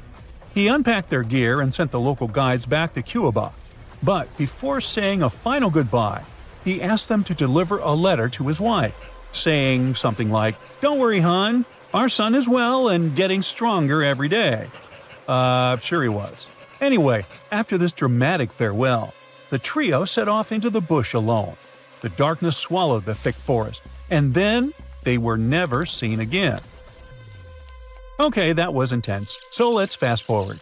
2 years later, the newspapers were still speculating whether the trio could still be alive, and Fawcett became a legend, like Bigfoot, but less hairy. One guy said that the colonel had become one of the locals and was living his happily ever after in the jungle. Another guy said he was held prisoner by the Indians, but no one could confirm any of these sightings. It wasn't until 1928 that the British authorities finally thought better late than never and decided to look for Fawcett and his crew. By that time, they were sure their expedition had perished, but they still needed proof. And after days and days of surviving the jungle's worst nightmares, they found, well, nothing. But in a weird way, this mystery inspired more explorers to look for them. It's estimated that about 100 people have passed away in this process, and a few have followed in the explorers' footsteps by disappearing without a trace. So, what really happened to the expedition? Researchers have pointed their fingers at everything under the sun: parasitic infections, starvation, drowning, jaguar attacks, you name it. Some even say Fawcett dove headfirst into mysticism and started an occult community in the jungle. The Brazilian anthropologist Orlando Villas-Boas was probably the one who got the closest to solving this case. Back in the 1950s, he was working with the Kalapalo Indians when they suddenly admitted to, getting rid of Fawcett. They even had bones to prove it. But it turns out a forensic analysis showed that the remains didn't belong to the colonel. So we're back to square one, and nobody knows, to this day, whatever the heck happened to them. Fawcett's quest, as we know it today, is based on some pretty questionable sources. But there is a possibility that he wasn't living in Delulu land after all. Recent discoveries suggest that his idea of a sophisticated jungle city wasn't just pure fantasy. In 2024, a massive ancient city was found in the Amazon, hidden beneath dense vegetation. Evidence suggests it was built around 2,500 years ago, and it was surprisingly advanced, featuring houses and plazas, all connected by an incredible network of roads and canals. But this city was in a forest in Ecuador, not Brazil. So who knows? Maybe the legendary city of Z is still out there. Ooh. 1,000 years ago, near modern-day St. Louis, Missouri, there was a vibrant, bustling city called Cahokia. It was a Native American city, the largest and most influential one in Mississippian culture. At its peak, around 1050 BCE, Cahokia was home to as many as 30,000 people, making it larger than Paris at the time. But what's interesting is that Cahokia didn't have any big marketplace. Usually trade was the backbone of any big city, yet this one stood out for archaeologists. That's because Cahokia wasn't about commerce. It was about culture, community, and parties. The people who lived there threw massive parties that would last for days. The city's grandest feature was its 50-acre plaza, surrounded by amazing earthen pyramids. This massive space could hold over 10,000 people. Imagine them all gathering there for festivities, dancing, drinking coffees and teas, feasting on deer, and betting on sports. The events were super lively. Cahokians would wear awesome costumes, style their hair in interesting ways, and decorate their bodies with tattoos. Athletes were playing a game called Chunky, where they hurled spears at a rolling stone disc, competing to get as close as possible. The roar of the crowd filled the air, and performers showed off their skills. These celebrations were so wild, they left traces in history. After the parties ended, Cahokians cleaned up by tossing leftovers into pits. Archaeologists have uncovered these waste pits, and they were filled with food remains and pottery. One pit alone contained the remains of 2,000 deer, and that's from a single event. They also found traces of yaupon holly, a caffeinated plant that was traded from hundreds of miles away. This just shows how much effort and thought Cahokians put in their celebrations. Would you like to live in a city like this? But aside from all the fun and games, Cahokia was also deeply complex and spiritual. The city was built on a landscape that mixed dry land with swampy patches.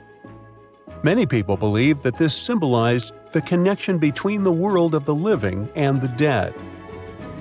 The people of Cahokia saw their city as a bridge between these two realms. They built earthen mounds, both for ceremonies and rituals, and as construction support. These mounds rose from the swampy areas. Meanwhile, people settled in the drier spots. Elevated pathways connected these neighborhoods, creating a physical link between life and death. Isn't it sad that some ancient metropolises that rival modern cities in scale just disappeared? Cahokia's story came to a quiet end around 1350 CE, when the city was abandoned, all due to changes in environments and weather, floods, and other problems. But the influence of Cahokia was so big, it spread to distant places. Some of their traditions, like Chunky and Yaupan tea, have survived in native communities to this day. Today, Cahokia is a UNESCO World Heritage Site, and it's not the only megacity we lost. About 5,000 years ago, people in the Indus Valley built some of the world's first cities. Mohenjo-Daro was an ancient city in what is now Pakistan. The city was built around 2500 BCE, and back then it was a thriving hub of the Indus civilization.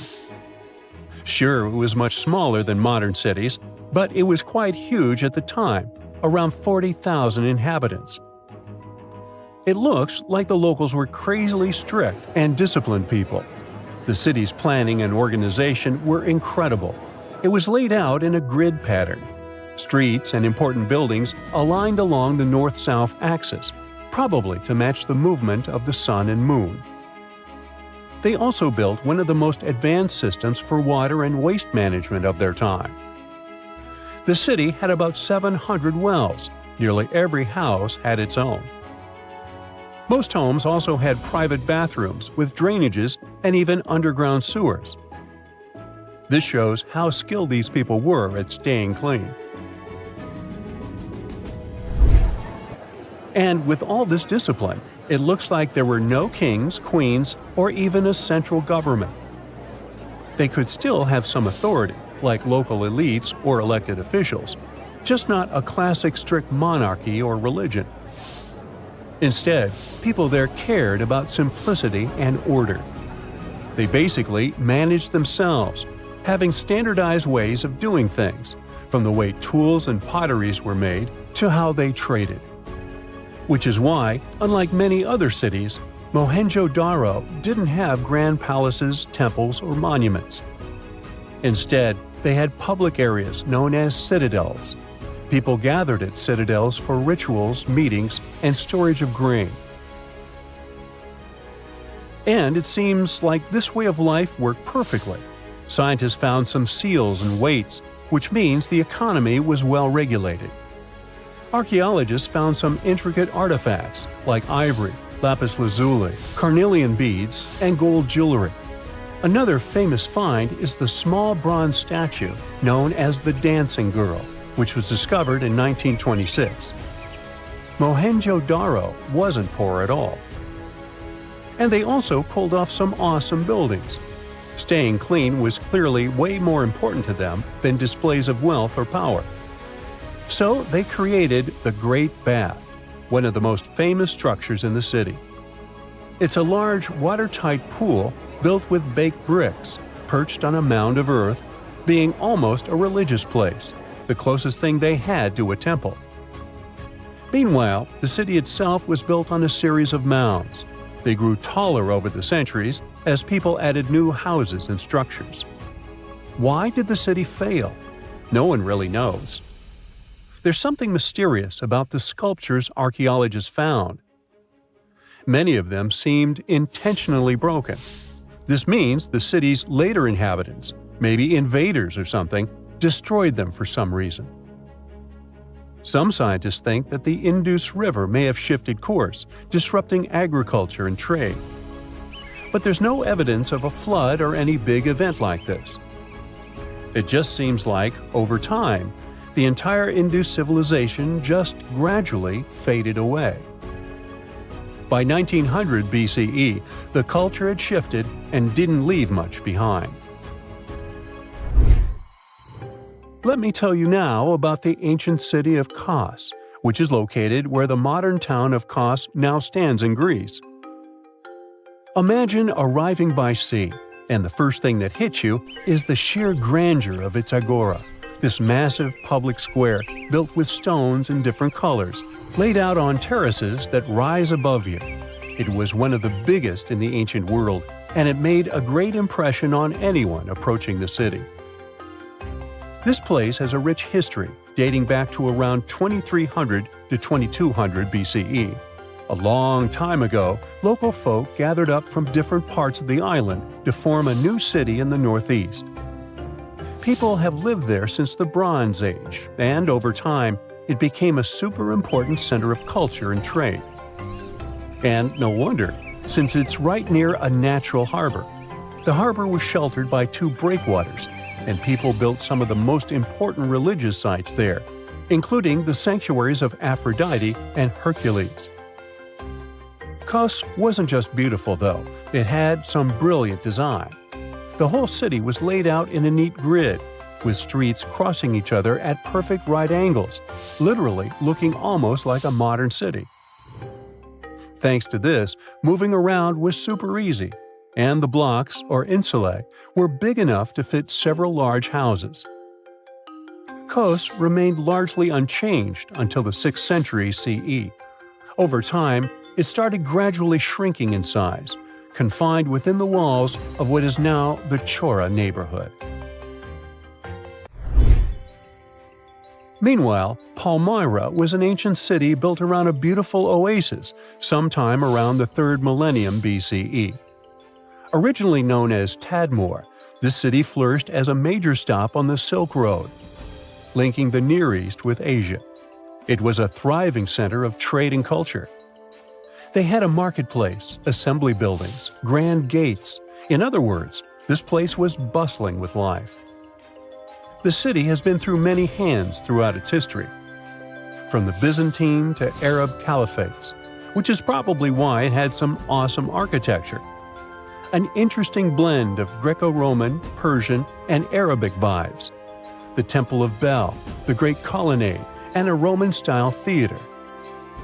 But, like all the others, it decayed over time. Palmyra's importance faded, and by the early 1400s, it had been largely destroyed. But at least its ruins remain. Right now, they're a UNESCO World Heritage Site. Scientists found an entire city of Gaiangola that was hidden beneath the dense jungles of Mexico for 600 years. It covers 360 hectares, had over 1,000 buildings, 2.5 miles of defensive walls, a network of internal roads, and a well-planned urban layout with temples and ball courts, and separate neighborhoods for the elites and commoners. For centuries, people believed there was just an abandoned fortress there, based on stories passed on from generation to generation. Until recently, there was no way to see how truly huge it was without spending years on the ground. But thanks to the new technology, a remote sensing tool called LiDAR, they got a 3D model of the area in just 2 hours from a plane. Gaiangola was built between the years 1350 and 1521. It was a crucially important place for the Zapotec people, a group that had lived in the area since around 700 BCE. In Gaiangola, families lived together in homes with big patios in the middle, surrounded by rooms.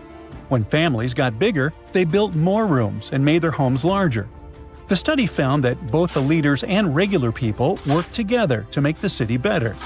Because Gaiangola was surrounded by mountains, they used this land wisely and built their houses in a way that fit the slopes and let rainwater flow naturally. This helped keep their homes safe and strong.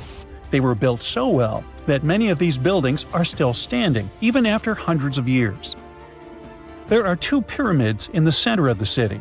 They may have been used as temples where the priests celebrated rites and ceremonies to their deities. The priests brought offerings to the altars, and the people assembled at the 2 squares that are now sunken. Then, there is also a palace with 64 rooms, some of them with circular columns on several sloped terraces. There are patios with many stairways all connected to each other. The sensing tool also found a round-shaped lookout point on a natural rock, where the Zapotec people could see their foes approaching from a distance. Researchers also noticed 2 circular structures that could have been used to watch the stars and measure time. They also found some tombs, so there was most definitely a city cemetery.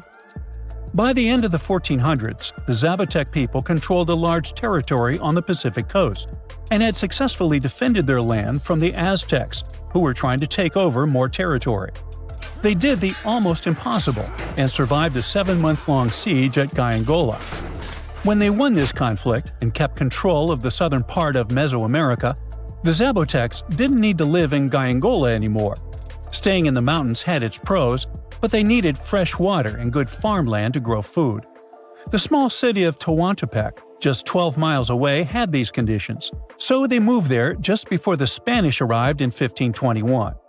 Over time, Zatopek traditions started to fade, but their culture didn't disappear completely, and more than 300,000 Zapotec people still live in Oaxaca state in Mexico. They speak their own languages and keep their traditions alive.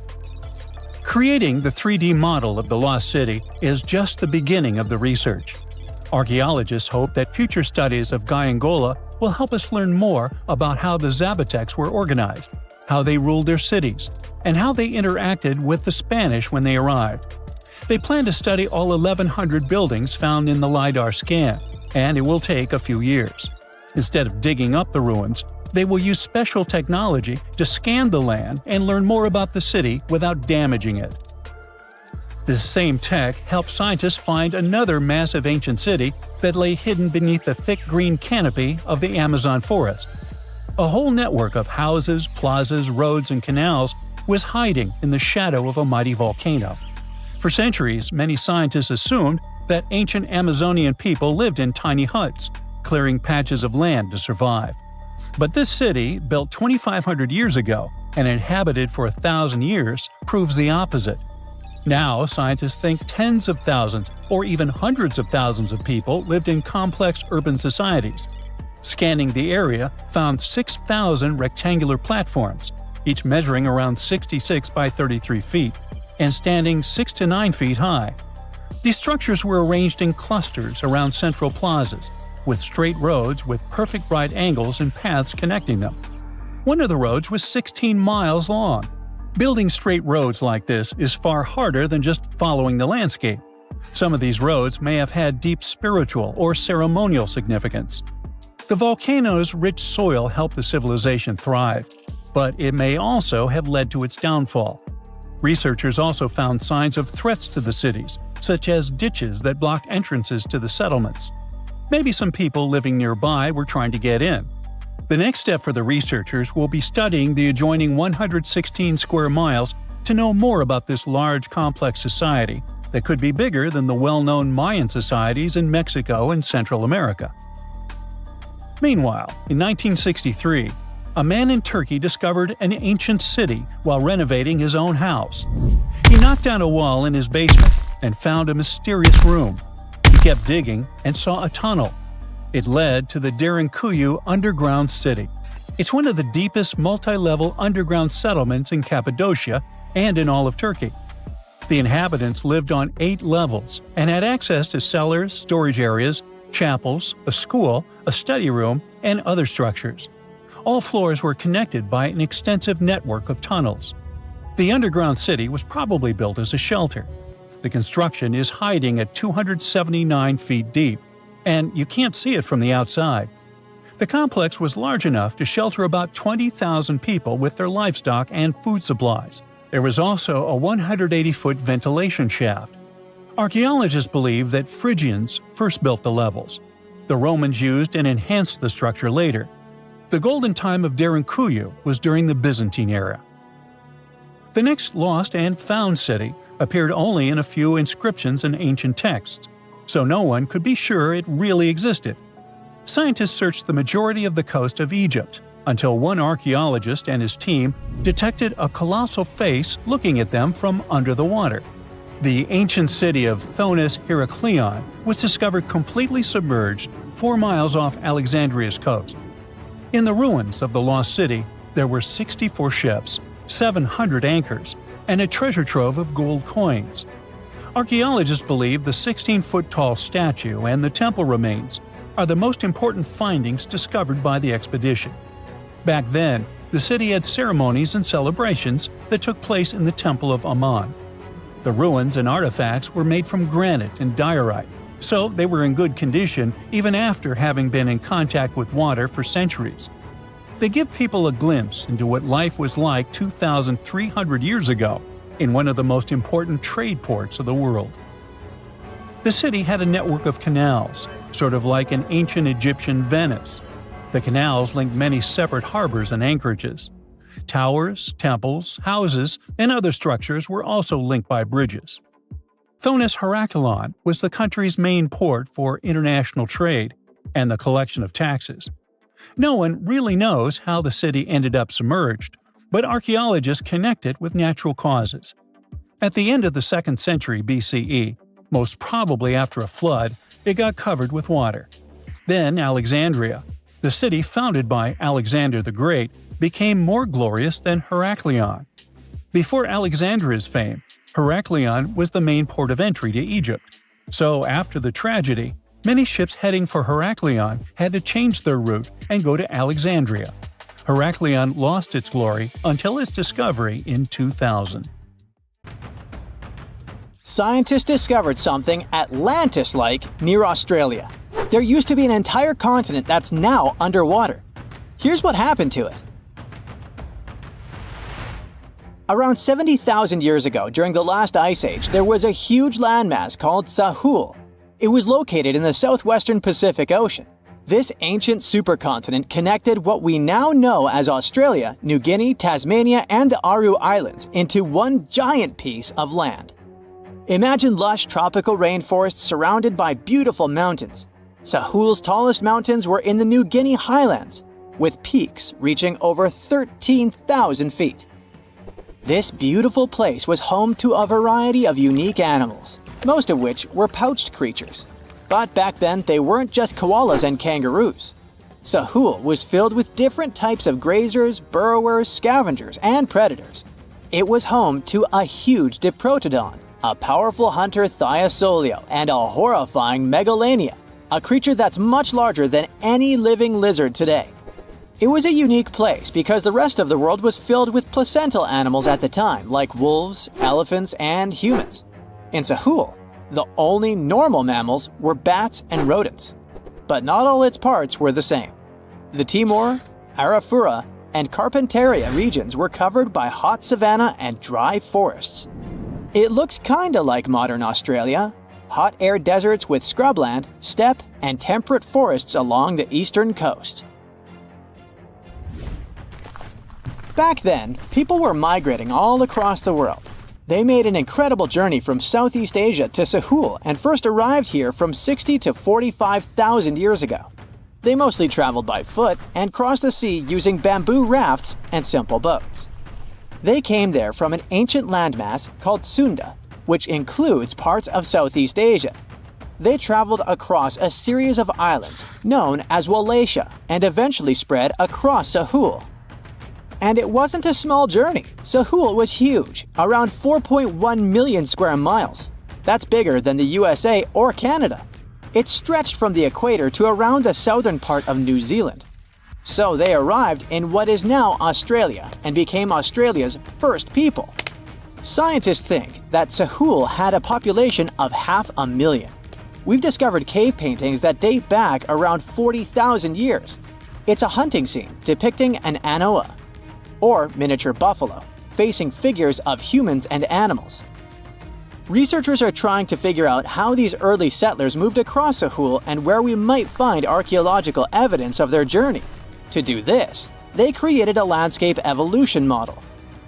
The simulation showed how Sahul changed between 75,000 and 35,000 years ago. It showed potential migration routes and archaeological sites. Humans likely traveled along coastlines and rivers. But how did Sahul get submerged off the coast of Australia, similar to the mythical Atlantis? During the last ice age, much of the Earth's water was locked up in large ice sheets and glaciers. The sea levels were much lower than they are today. After that, the global temperatures increased. The ice sheets melted and the sea levels rose, flooding the land bridges that once connected different parts of Sahul together. About 8,000 years ago, New Guinea separated from mainland Australia, and then, about 6,000 years ago, Tasmania did the same. We still can explore the underwater parts of Sahul thanks to new technology. Divers explore and collect samples directly from the ocean floor. Underwater drones can go to places that are too deep or dangerous for humans to explore. And with sonar mapping, scientists use sound waves to create maps of the ocean floor. It's like using an echo to see what's underwater. The sound waves bounce off the seabed and come back, helping us create a picture of what it looks like. Deep underwater, archaeologists have found stone tools and other artifacts. They also discovered fossils of animals like Diprotodon and Thylacoleo. By studying the underwater terrain of Sahul, they learned about the ancient rivers, lakes, and coastlines that existed during the Ice Age. But Sahul isn't the only underwater continent. Sahul isn't the only hidden gem of Southeast Asia. Take Sundaland, a place made up of Sumatra, Java, Borneo, and some other islands. This place was crazy huge during the Ice Age, but now almost fully underwater. Almost, but not entirely. The parts above the ocean are teeming with life. If you like birds, check this place out. It has almost a fifth of the world's bird species. You can spot colorful birds like the Java hawk eagle and the Bali starling among the lush forests.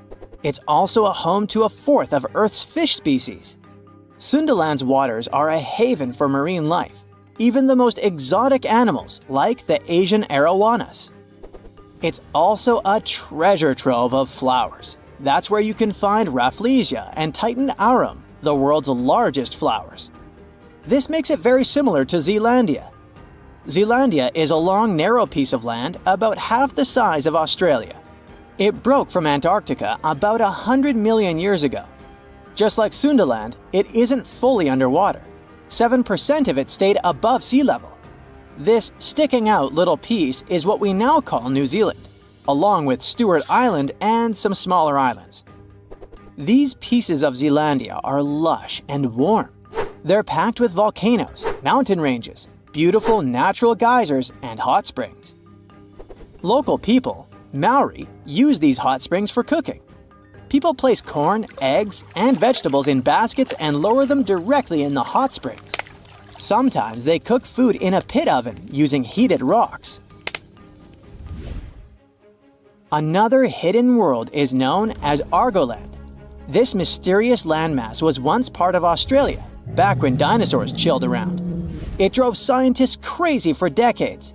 They knew it existed because it left a huge stretch on the ancient seafloor, the Argo Abyssal Plain. About 155 million years ago, it broke off from Australia, saying bye-bye. The continent drifted somewhere north, and when it reached Southeast Asia, it just vanished. Scientists had no idea where it went, but recently they finally found its remains. Turns out, poor Argoland's lower parts started drowning into the Sunda Trench, a horrifyingly deep oceanic pit. The Earth's crust sunk into the mantle. Meanwhile, the upper parts of Argoland were pushed upward, grabbing the younger rocks on land. Because of this, Argoland broke apart into a bunch of smaller pieces.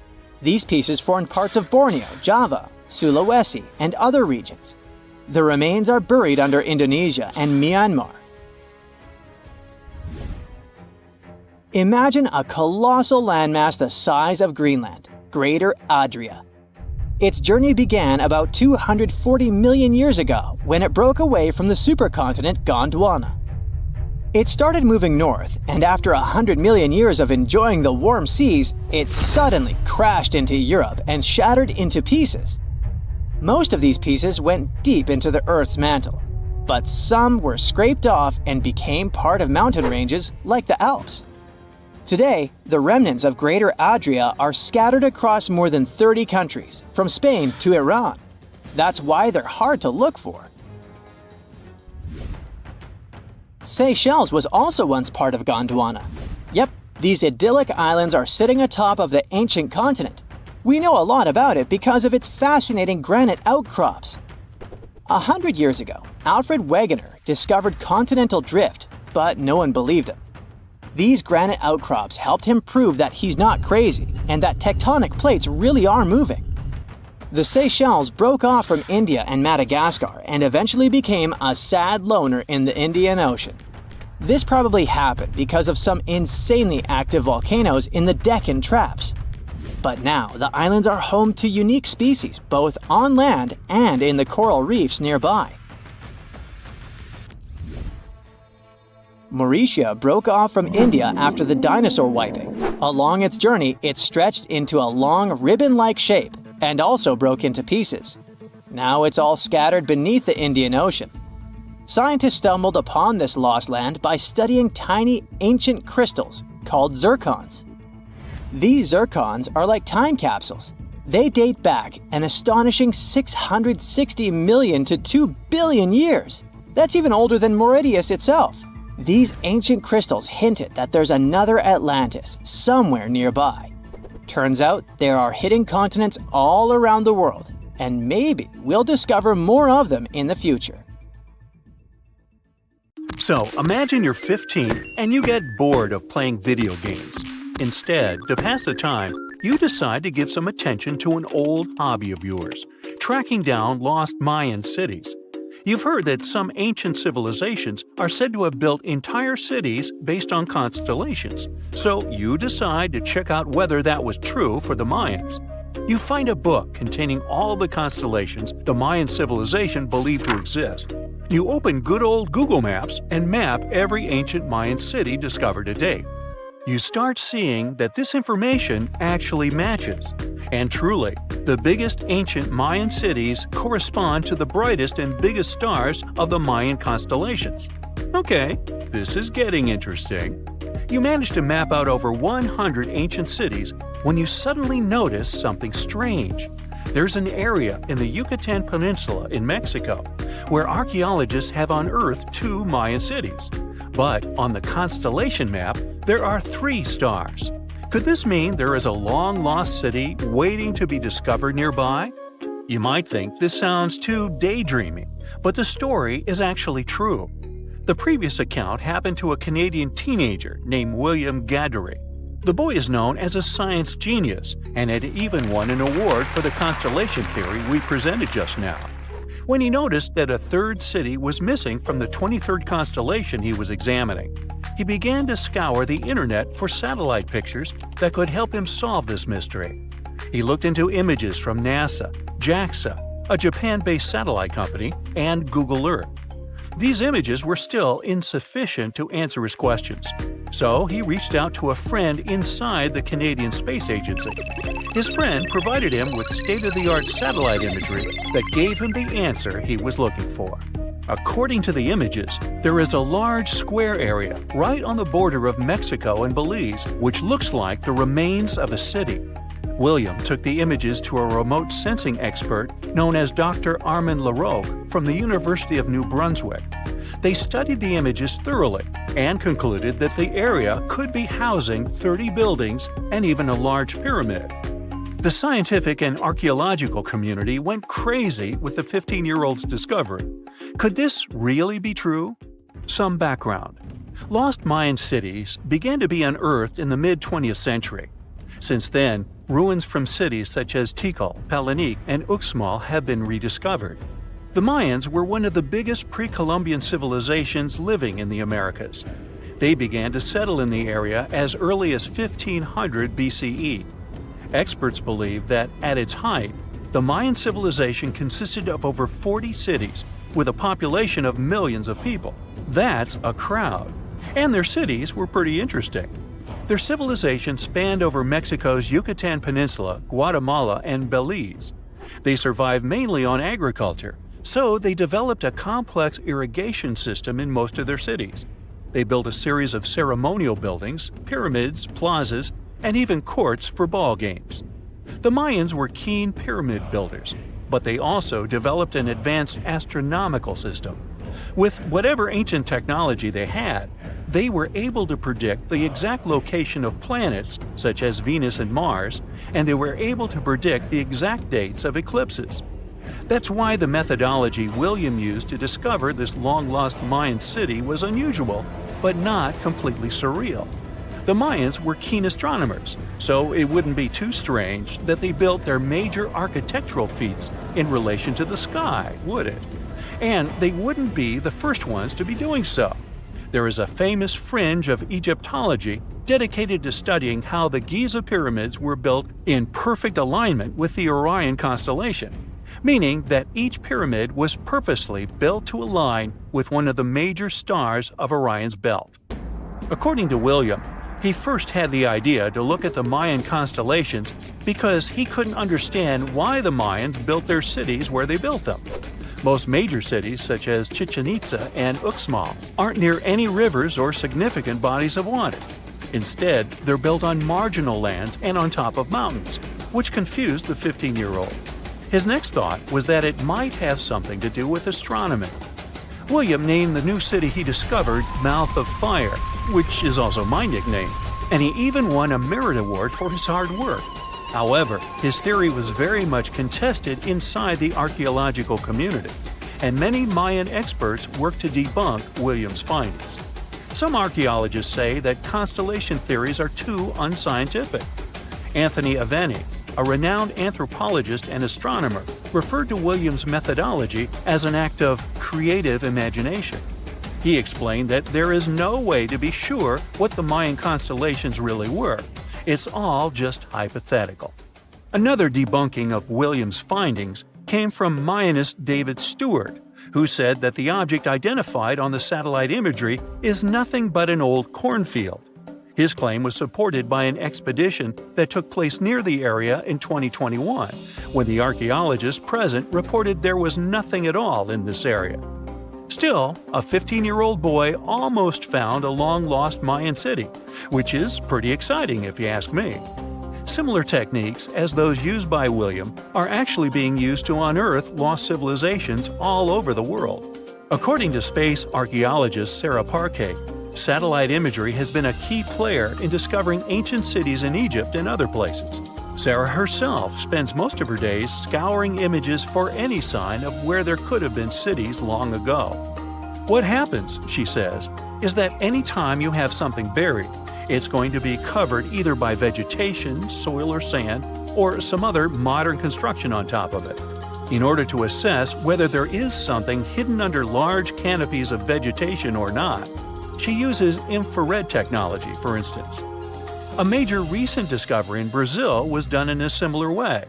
Satellite imagery detected a network of trenches dating back to 200 to 1200 CE. These suggest settlements that could have supported around 60,000 people. But in this case, the satellite imagery did indeed correspond to what was on the ground. Researchers from the University of Florida found several mountains that were accompanied by ditches and geoglyphs. Archaeologists also found remnants of carefully designed walls, centered around plazas, much like the type of construction done by the ancient Mayans. Advances in satellite tech have also shed new light on long-discovered ancient Mayan cities, such as Tikal. Located in the heart of the Guatemalan jungle, Tikal is believed to have been the capital of the ancient Mayan Empire.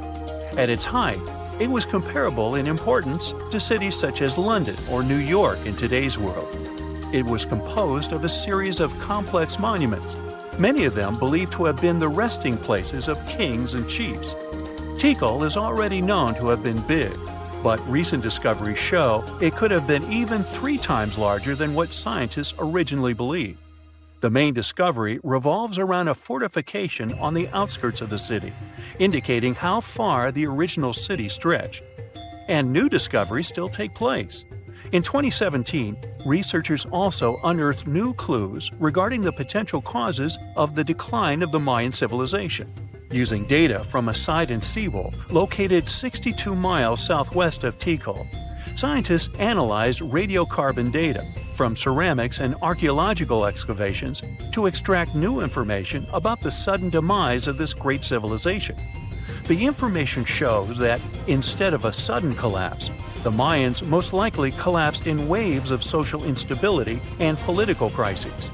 These events are believed to have deteriorated Mayan city centers and began causing the dispersion of the Mayan population. Wow, it seems like it's a prime time to uncover ancient ruins. What do you say? Will you give it a try as well? You are lost deep within the jungle in the Yucatan Peninsula in Mexico. There are strange noises all around you, and to make it worse, the sun is setting. Soon, you'll be alone in the middle of an unknown rainforest. Guess it was a pretty bad idea to come looking for El Dorado on your own, wasn't it? You keep walking as fast as you can when suddenly, wait, what's this you're seeing? It looks like large stairways made out of stone. This definitely doesn't look natural, so you take a picture. Maybe you didn't strike gold, but you might have just found something relevant. Congratulations, you found Akamtun, a long-lost Mayan city, hidden 37 miles into the jungle. The name literally translates to stone column. Stone was probably in at the time, so these guys used a lot of it to build their pyramids, houses, and even ball courts.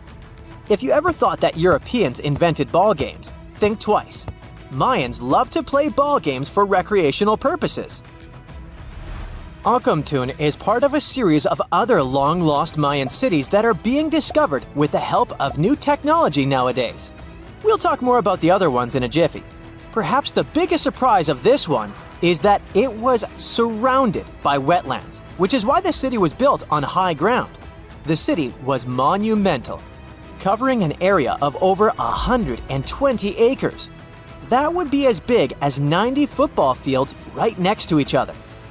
Scientists have found proof that Akamtun had pyramids of up to 49 feet high, and that it was likely an important social hub between 250 and 1000 CE. This is definitely a game changer. But lost Mayan cities began to be unearthed in the 19th century. Modern technologies, such as LiDAR imaging, help archaeologists see through dense canopies of the forests. This means that people don't really have to risk getting lost in the tropical jungle like you did at the beginning of this video. LiDAR works sort of like an X-ray. It sends out laser beams that can detect any signs of ruins or ancient constructions. According to space archaeologist Sarah Parchak, satellite imagery has been a key player in discovering ancient cities in South America, Egypt, and other places. Sarah herself spends most of her days scouring images for any signs of where there could have been cities long ago.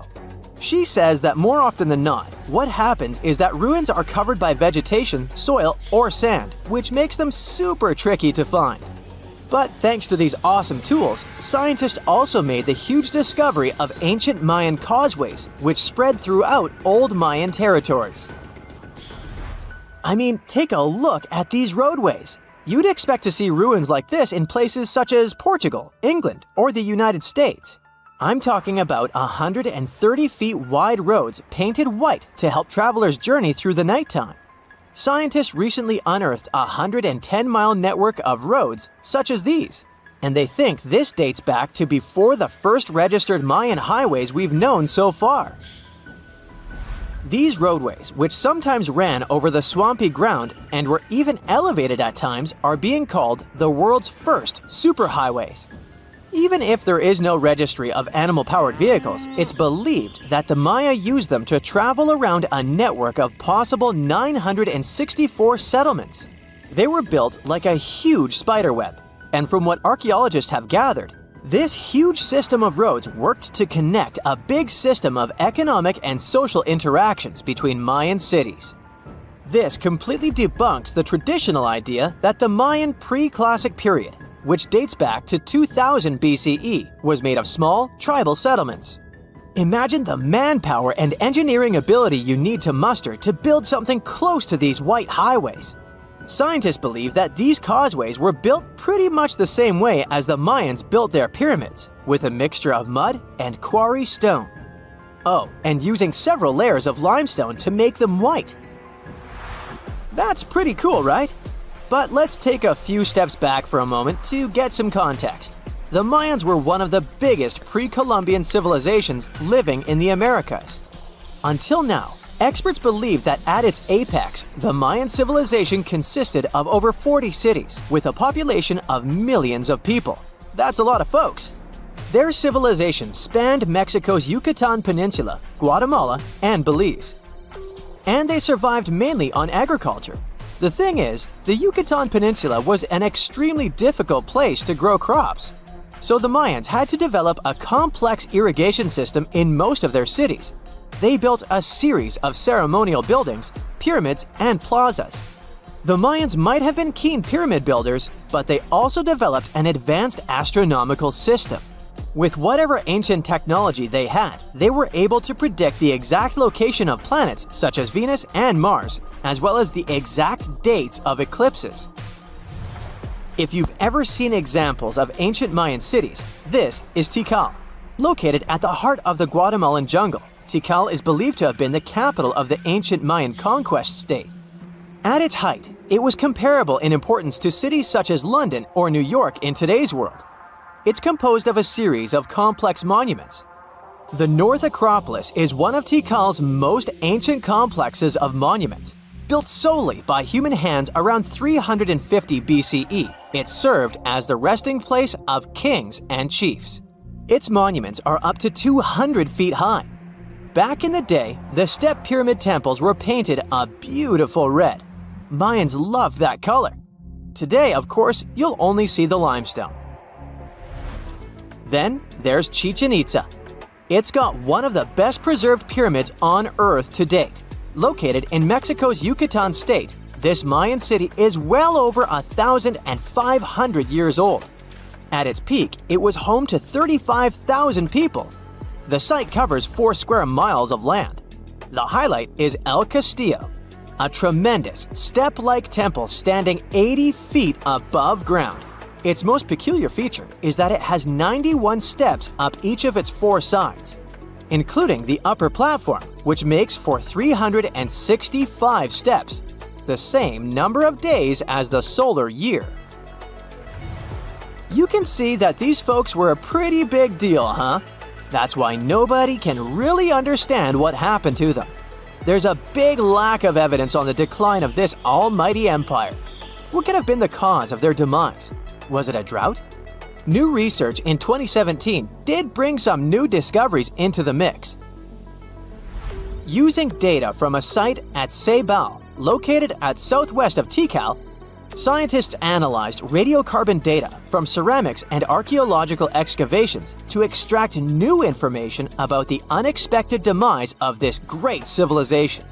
The information shows that instead of a sudden collapse, the Mayans most likely fell in waves of social instability and political crises. These events are believed to have deteriorated Mayan city centers and began causing the dispersion of the Mayan population. It's hard to pinpoint the exact causes, though. But hey, recent discoveries are shedding a big light on humanity's past. Not only about the Mayan Empire, but about other long-lost civilizations of South America. A major recent discovery in Brazil was done using satellite imaging technology and is also shocking scientists. Some images from near the Xingu River, also in the Amazon, suggest that cities of millions of people might have existed inside the jungle, way before our modern civilization ever existed. I mean, if this doesn't shock you, I don't know what will. Satellite imagery also detected a network of trenches dating back to 200 and 1200 CE in the Bolivian Amazon forest.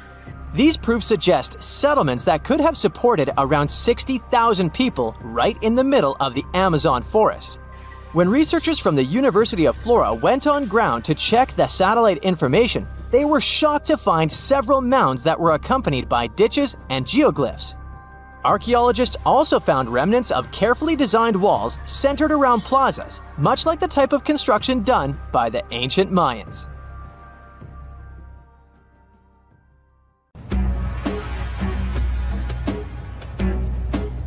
This is not a dune set. This is a very real desert in Niger. Jado was probably built by the nomadic Sao people and is filled with ksars, which are fortified houses made of salt and clay, with giant walls and secret passages. Located deep in the desert, it was once a vital stop for trans-Saharan caravans, but is now a hotspot for smugglers and bandits. The site has been off-limits since 2002 due to its dangers. The origin of the ksars remain a mystery. No archaeological studies have been conducted, leaving many questions unanswered. Even today, shifting sands reveal and conceal parts of these ancient ruins, fueling local speculation about what might still be hidden beneath the desert. Speaking of connective tunnels, scientists were blown away by the discovery of lava tubes in Saudi Arabia. These underground passages form when molten lava cools down. Researchers believe that ancient nomadic groups may have utilized these tunnels to survive the super harsh desert climates. While excavating the tunnels, archaeologists uncovered artifacts, rock art, and skeletal remains. The art and animal bones show that the people who used the tunnels were probably sheep and goat herders. They're still piecing together whether these groups lived in the tunnels for extended periods or just used them as temporary shelters. The Great Pyramid of Giza has been standing for thousands of years, but it's still hiding secrets. Using special scanning technology, scientists found two hidden structures under an ancient burial ground. The first is a shallow L-shaped structure, and below it is a much larger space that could be a final resting place or a chamber. The smaller structure was filled with sand on purpose, while the deeper one might be an empty chamber. Experts believe the two are connected, possibly as an entrance leading to a secret chamber. This is big news because it might give us some more insight into who built the pyramids and why. The world is full of ancient writing, but some messages refuse to give up their secrets, like the mystery of the Bashplemi tablet. This unusual stone, pulled from a lake in Georgia, is covered in symbols no one can read. Even with modern technology, experts are completely stumped. The tablet is about the size of a book, with 60 symbols carefully carved into its surface, but 39 of them don't match any known language. Some resemble scripts from ancient civilizations in the Middle East, India, and Egypt, but none are an exact match. To make things even trickier, part of the tablet is broken off, meaning a piece of the puzzle is missing forever. To rule out a hoax, scientists studied the tablet closely. They confirmed it's made of vesicular basalt, an extremely tough local rock. Whoever carved these symbols must have been really skilled. Based on similar archaeological finds, experts believe the tablet could date back thousands of years, possibly to the late Bronze or early Iron Age. Some symbols repeat, which could mean they're numbers. Maybe it's an inventory list, a record of battles, or even an offering to the deities. Until someone cracks the code, the Bashplemi tablet remains an unsolved mystery from the depths of history. Experts are still stumped with what this Minoan disc might mean. The Phaistos disc is one of the most mysterious finds from the Minoan civilization. This 6-inch clay object, discovered in 1908, has strange spiral markings that no one has fully decoded yet. The disc has 241 symbols on both sides, showing everything from people and animals to tools and plants. Experts have come up with many theories about what the symbols mean. Some think it's an early form of Greek. Others suggest it's a prayer or a hymn. And some even believe it could be a letter from a king in Anatolia to a Greek ruler. Let's see who will be the first to figure this out. It's always a fun day at an archaeologist's office when they find something as big as a 2,000-year-old marble head. A French archaeologist mission went digging inside an old medieval house near Alexandria in Egypt and found a statue's head depicting an old, possibly ill man. This statue dates from the last Egyptian dynasty before it became part of the Roman Empire, and the site where it was found is associated with the likes of Cleopatra and Mark Antony. For archaeologists, even the smallest finds at this site means a lot. You've heard of Lucy, right? The Australopithecus that was an early ancestor for us humans. Well, scientists found some of her species' footprints somewhere in Tanzania. The so-called Laetoli footprints are over 3 million years old. The trail stretched 88 feet and has about 70 footprints, left behind when a bunch of early humans walked across some wet volcanic ash. What's cool is that these early humans were already walking on 2 feet, like us, not all hunched over like apes. The close spacing of the prints shows they probably had short legs and a shorter stride than we do today. In an ancient Egyptian temple, archaeologists uncovered a shrine unlike any other, a place dedicated to falcons and two mysterious deities. One deity had a falcon's head, while the other wore a crown with a sun disk and cow horns. But the most baffling discovery was an inscription that read, "It is improper to boil a head in here." At the heart of the shrine, there are 15 headless falcons carefully arranged on a pedestal, likely as offerings to the falcon-headed deity. One theory suggests the birds were boiled first, perhaps to pluck their feathers, before being placed in the shrine, following the strange rule carved into stone. Archaeologists also found a 13-inch iron harpoon nearby. Its true purpose remains unknown, although the shrine also held remains of fish, mammals, and bird eggs, suggesting that the rituals may have included feasting. And speaking of ancient Egypt, meet Hathor. Scientists named her after the ancient Egyptian deity of motherhood, music, and singing. This wooden statue, housed at the Metropolitan Museum of Art, was thought to be just a beautiful artifact, until a surprising secret was uncovered. Using an X-ray machine, experts found a mechanical operating system inside it, with pulleys and axles connecting her shoulder to her left leg. When activated, the system made her hand raise and lower, an engineering marvel from over 3,000 years ago.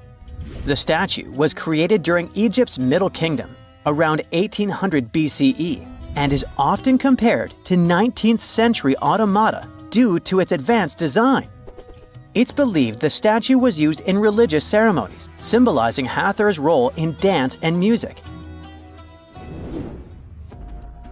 An unexpected discovery happened in northern Kuwait, where a Kuwaiti Polish team uncovered a mysterious 7,500-year-old statue. The statue features an elongated skull, no mouth, narrow eyes, and a flattened nose. This feature is thought to be an Ophidian figurine, named after the Greek word for snake, and it was likely made by the Ubaid culture, a civilization known for their pottery skills. While no one knows exactly what role this weird statue played, it might have been linked to rituals or symbolic practices. Some scientists think these figurines, found in homes or final resting places, were tied to important cultural beliefs. We couldn't mention unresolved mysteries of this world without speaking about these elongated skulls. In the deserts of Peru, researchers uncovered 5 ancient skeletons, 2 with unnaturally elongated skulls. While head shaping was common in many cultures, these skulls defy explanation. Local legends tell tales of the so-called gentiles, a mysterious race banished underground by the powerful deities. Some say this is what the skulls represent. Others think this is some type of genetic anomaly, which was confirmed after finding an infant skull, too large to be artificially shaped. Hey, look at this rock. At first sight, it looks like a regular boring rock, the likes of which you can see when walking along the beach. Its color doesn't stand out, and its weight is pretty regular, around 4 pounds. But everything changes when you learn that this rock was born on Mars, traveled all the way to Earth, and ended up in Antarctica. Now the story sounds much more fascinating. So let's find out the details. Researcher Roberta Score, who worked on the ANSMET project, which stands for Antarctic Search for Meteorites of the Denver Antarctic Program, found this meteorite in 1984. If you want to decipher the name of the space traveler, I can help you. It comes from the place where the scientists spotted it, the Allen Hills of Antarctica, hence ALH. And then we've got the year of the discovery and the number of the sample. If you think that Roberta picked up the rock and exclaimed something like, "Woohoo, I'm holding a chunk of Mars," I'll have to disappoint you. At the very beginning, it was totally unclear where the meteorite came from. And one thing confused researchers even more. The meteor was very different from other meteorite groups found on our planet. Okay, but then how did they finally figure out it was a visitor from Mars? all thanks to traces of gas similar to those that make up the atmosphere of the red planet. We learned about its composition thanks to the brave Viking lander that carried out the necessary analysis in situ in 1976. Anyway, back to our rocky discovery. It's actually very special, and not only because the rock arrived from far, far away. Among those several thousand meteorites found on Earth, just around 100 have likely come from Mars. And even so, our guy is different from them and seems to be part of a separate group. So let's go into the past and follow the life story of this cosmic traveler. It most likely formed around 4 billion years ago on its home red planet. One day, which wasn't very different from others, turned out to be life-changing for this peaceful rock. A meteorite impact catapulted into space, and it started its own journey as a small asteroid. At that time, it was way larger than at the moment of discovery on Earth. At one point, ALH got close to Earth and, who knows, probably decided to explore something. That's how, 13,000 years ago, it ended its space journey by colliding with our planet. At the moment, this Martian fragment is the oldest we've got. But at first, it wasn't all that popular. Only in 1996 did it become way more famous after a groundbreaking discovery.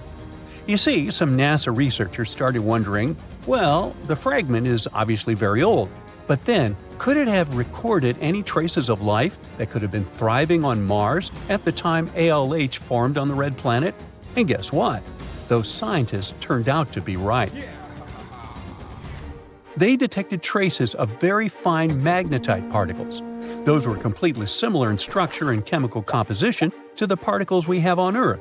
They're called magnetofossils, and magnetotactic bacteria produce them. So it might mean that, at one point, there were some forms of life on Mars. In April 2020, scientists from the Japanese Space Agency made another discovery. They detected nitrogen containing organic material of Martian origin in our meteorite. So, who knows what new astounding secrets further examination of the meteorite might reveal? At the moment, though, all you can do is travel to Antarctica and find more of them. The thing is, this place is great for meteorite hunting. Surprisingly, we have found nearly 50,000 meteorites in Antarctica, and hundreds of thousands are still waiting to be discovered. Each of these space rocks can tell us a story of the evolution of the solar system. For example, the very first lunar rock found on the icy deserted continent proved that chunks of space objects larger than asteroids can also end up on Earth. So, let's say you got inspired and decided to go meteorite hunting all the way to Antarctica. Well, get ready for some serious challenges. Despite their potential abundance, finding space rocks isn't as easy as it might seem. You'll have to visit remote areas, and there's still no guarantee that you'll be able to spot a meteorite. And that's actually a huge problem. Meteorites are vanishing from sight. Currently, scientists find about 1,000 meteorites in Antarctica each year. But according to a new study, about 5,000 more get hidden out of sight every year. The culprit is warming temperatures. Worried scientists created a model that could help them figure out where those meteorites might surface. This model was quite complicated, taking into consideration snow cover, surface temperature, the speed at which ice flows, and even the steepness of the terrain. After that, they ran simulations under various warming scenarios. It turned out that meteorites indeed sank out of sight as temperatures rose. To say that the researchers were upset is obvious. They didn't expect that climate change would affect their work so much. Even though those areas are below freezing, people still managed to ruin a crucial archive of the solar system. But let's get back to your meteorite hunt. If you want your chances to find one to be higher, travel to the base of mountains or outcrops where ice, which usually flows to the lower ground, is forced to move upward. But make sure to take your windbreaker with you. In those places, powerful winds brush away snow, exposing bright, vivid blue ice. Instead of melting, this ancient ice can change directly into water vapor, and it helps expose meteorites that would otherwise remain hidden. You need to hurry though. Meteorites at the surface disappear quickly. Even when temperatures are well below freezing, the rocks can still absorb some of the sun's heat and melt the ice. It's like they're creating underground, or shall I say under ice, tunnels for themselves. sinking and hiding from sight. Sometime later, refreezing closes the entrance to those tunnels, effectively trapping meteorites inside, tucked out of sight. Now, scientists admit it's very tricky to find working methods to spot meteorites, and if we don't hurry and develop such methods, we might lose between 80,000 and 250,000 space rocks in total. No wonder scientists are on a mission to find more meteorites. They're focusing on meteorite stranding zones. Those are places where meteorites often gather on the surface because of specific features of geology, ice flow, and climate conditions. As you already know, you can find meteorites on blue ice without snow cover. This makes meteorites easy to spot. But finding such hotspots is often pure luck. Or you gotta sit day and night, scouring maps and satellite images in attempts to spot blue ice zones near research stations. Let me introduce Veronika Tolinov, a glaciologist, and her team. They've taken things to the next level by developing a smart Antarctic-wide map. To do it, they've used machine learning and satellite data from NASA, the Canadian Space Agency, and others. This map highlights areas where meteorites might be hiding based on past finds and all kinds of climate and ice data. Apparently, the best places to find meteorites are along the edges of the continent and near mountains with blue ice. Unfortunately, it's not just the blue ice that matters. The temperature and speed of the ice flow are also super important. For example, if the ice flows too quickly, meteorites get swept away before they can accumulate. So, if you want to find a meteorite, you have to wait for very precise conditions. The surface temperature has to stay below 16 degrees Fahrenheit almost all the time. Otherwise, meteorites sink. You can start with the Allen Hills region. Yup, that's where our ALH friend was discovered. This area is kind of a meteorite gold mine with more than 1,000 finds. But there are even more promising places, like the Fimbulheimen Mountains, and no one has searched there yet. You might be the first. In any case, with this new map, researchers developed a where-to-go index that ranks the best meteorite hunting spots, making future field trips much more targeted. And with plenty of blue ice regions still unexplored, there are tons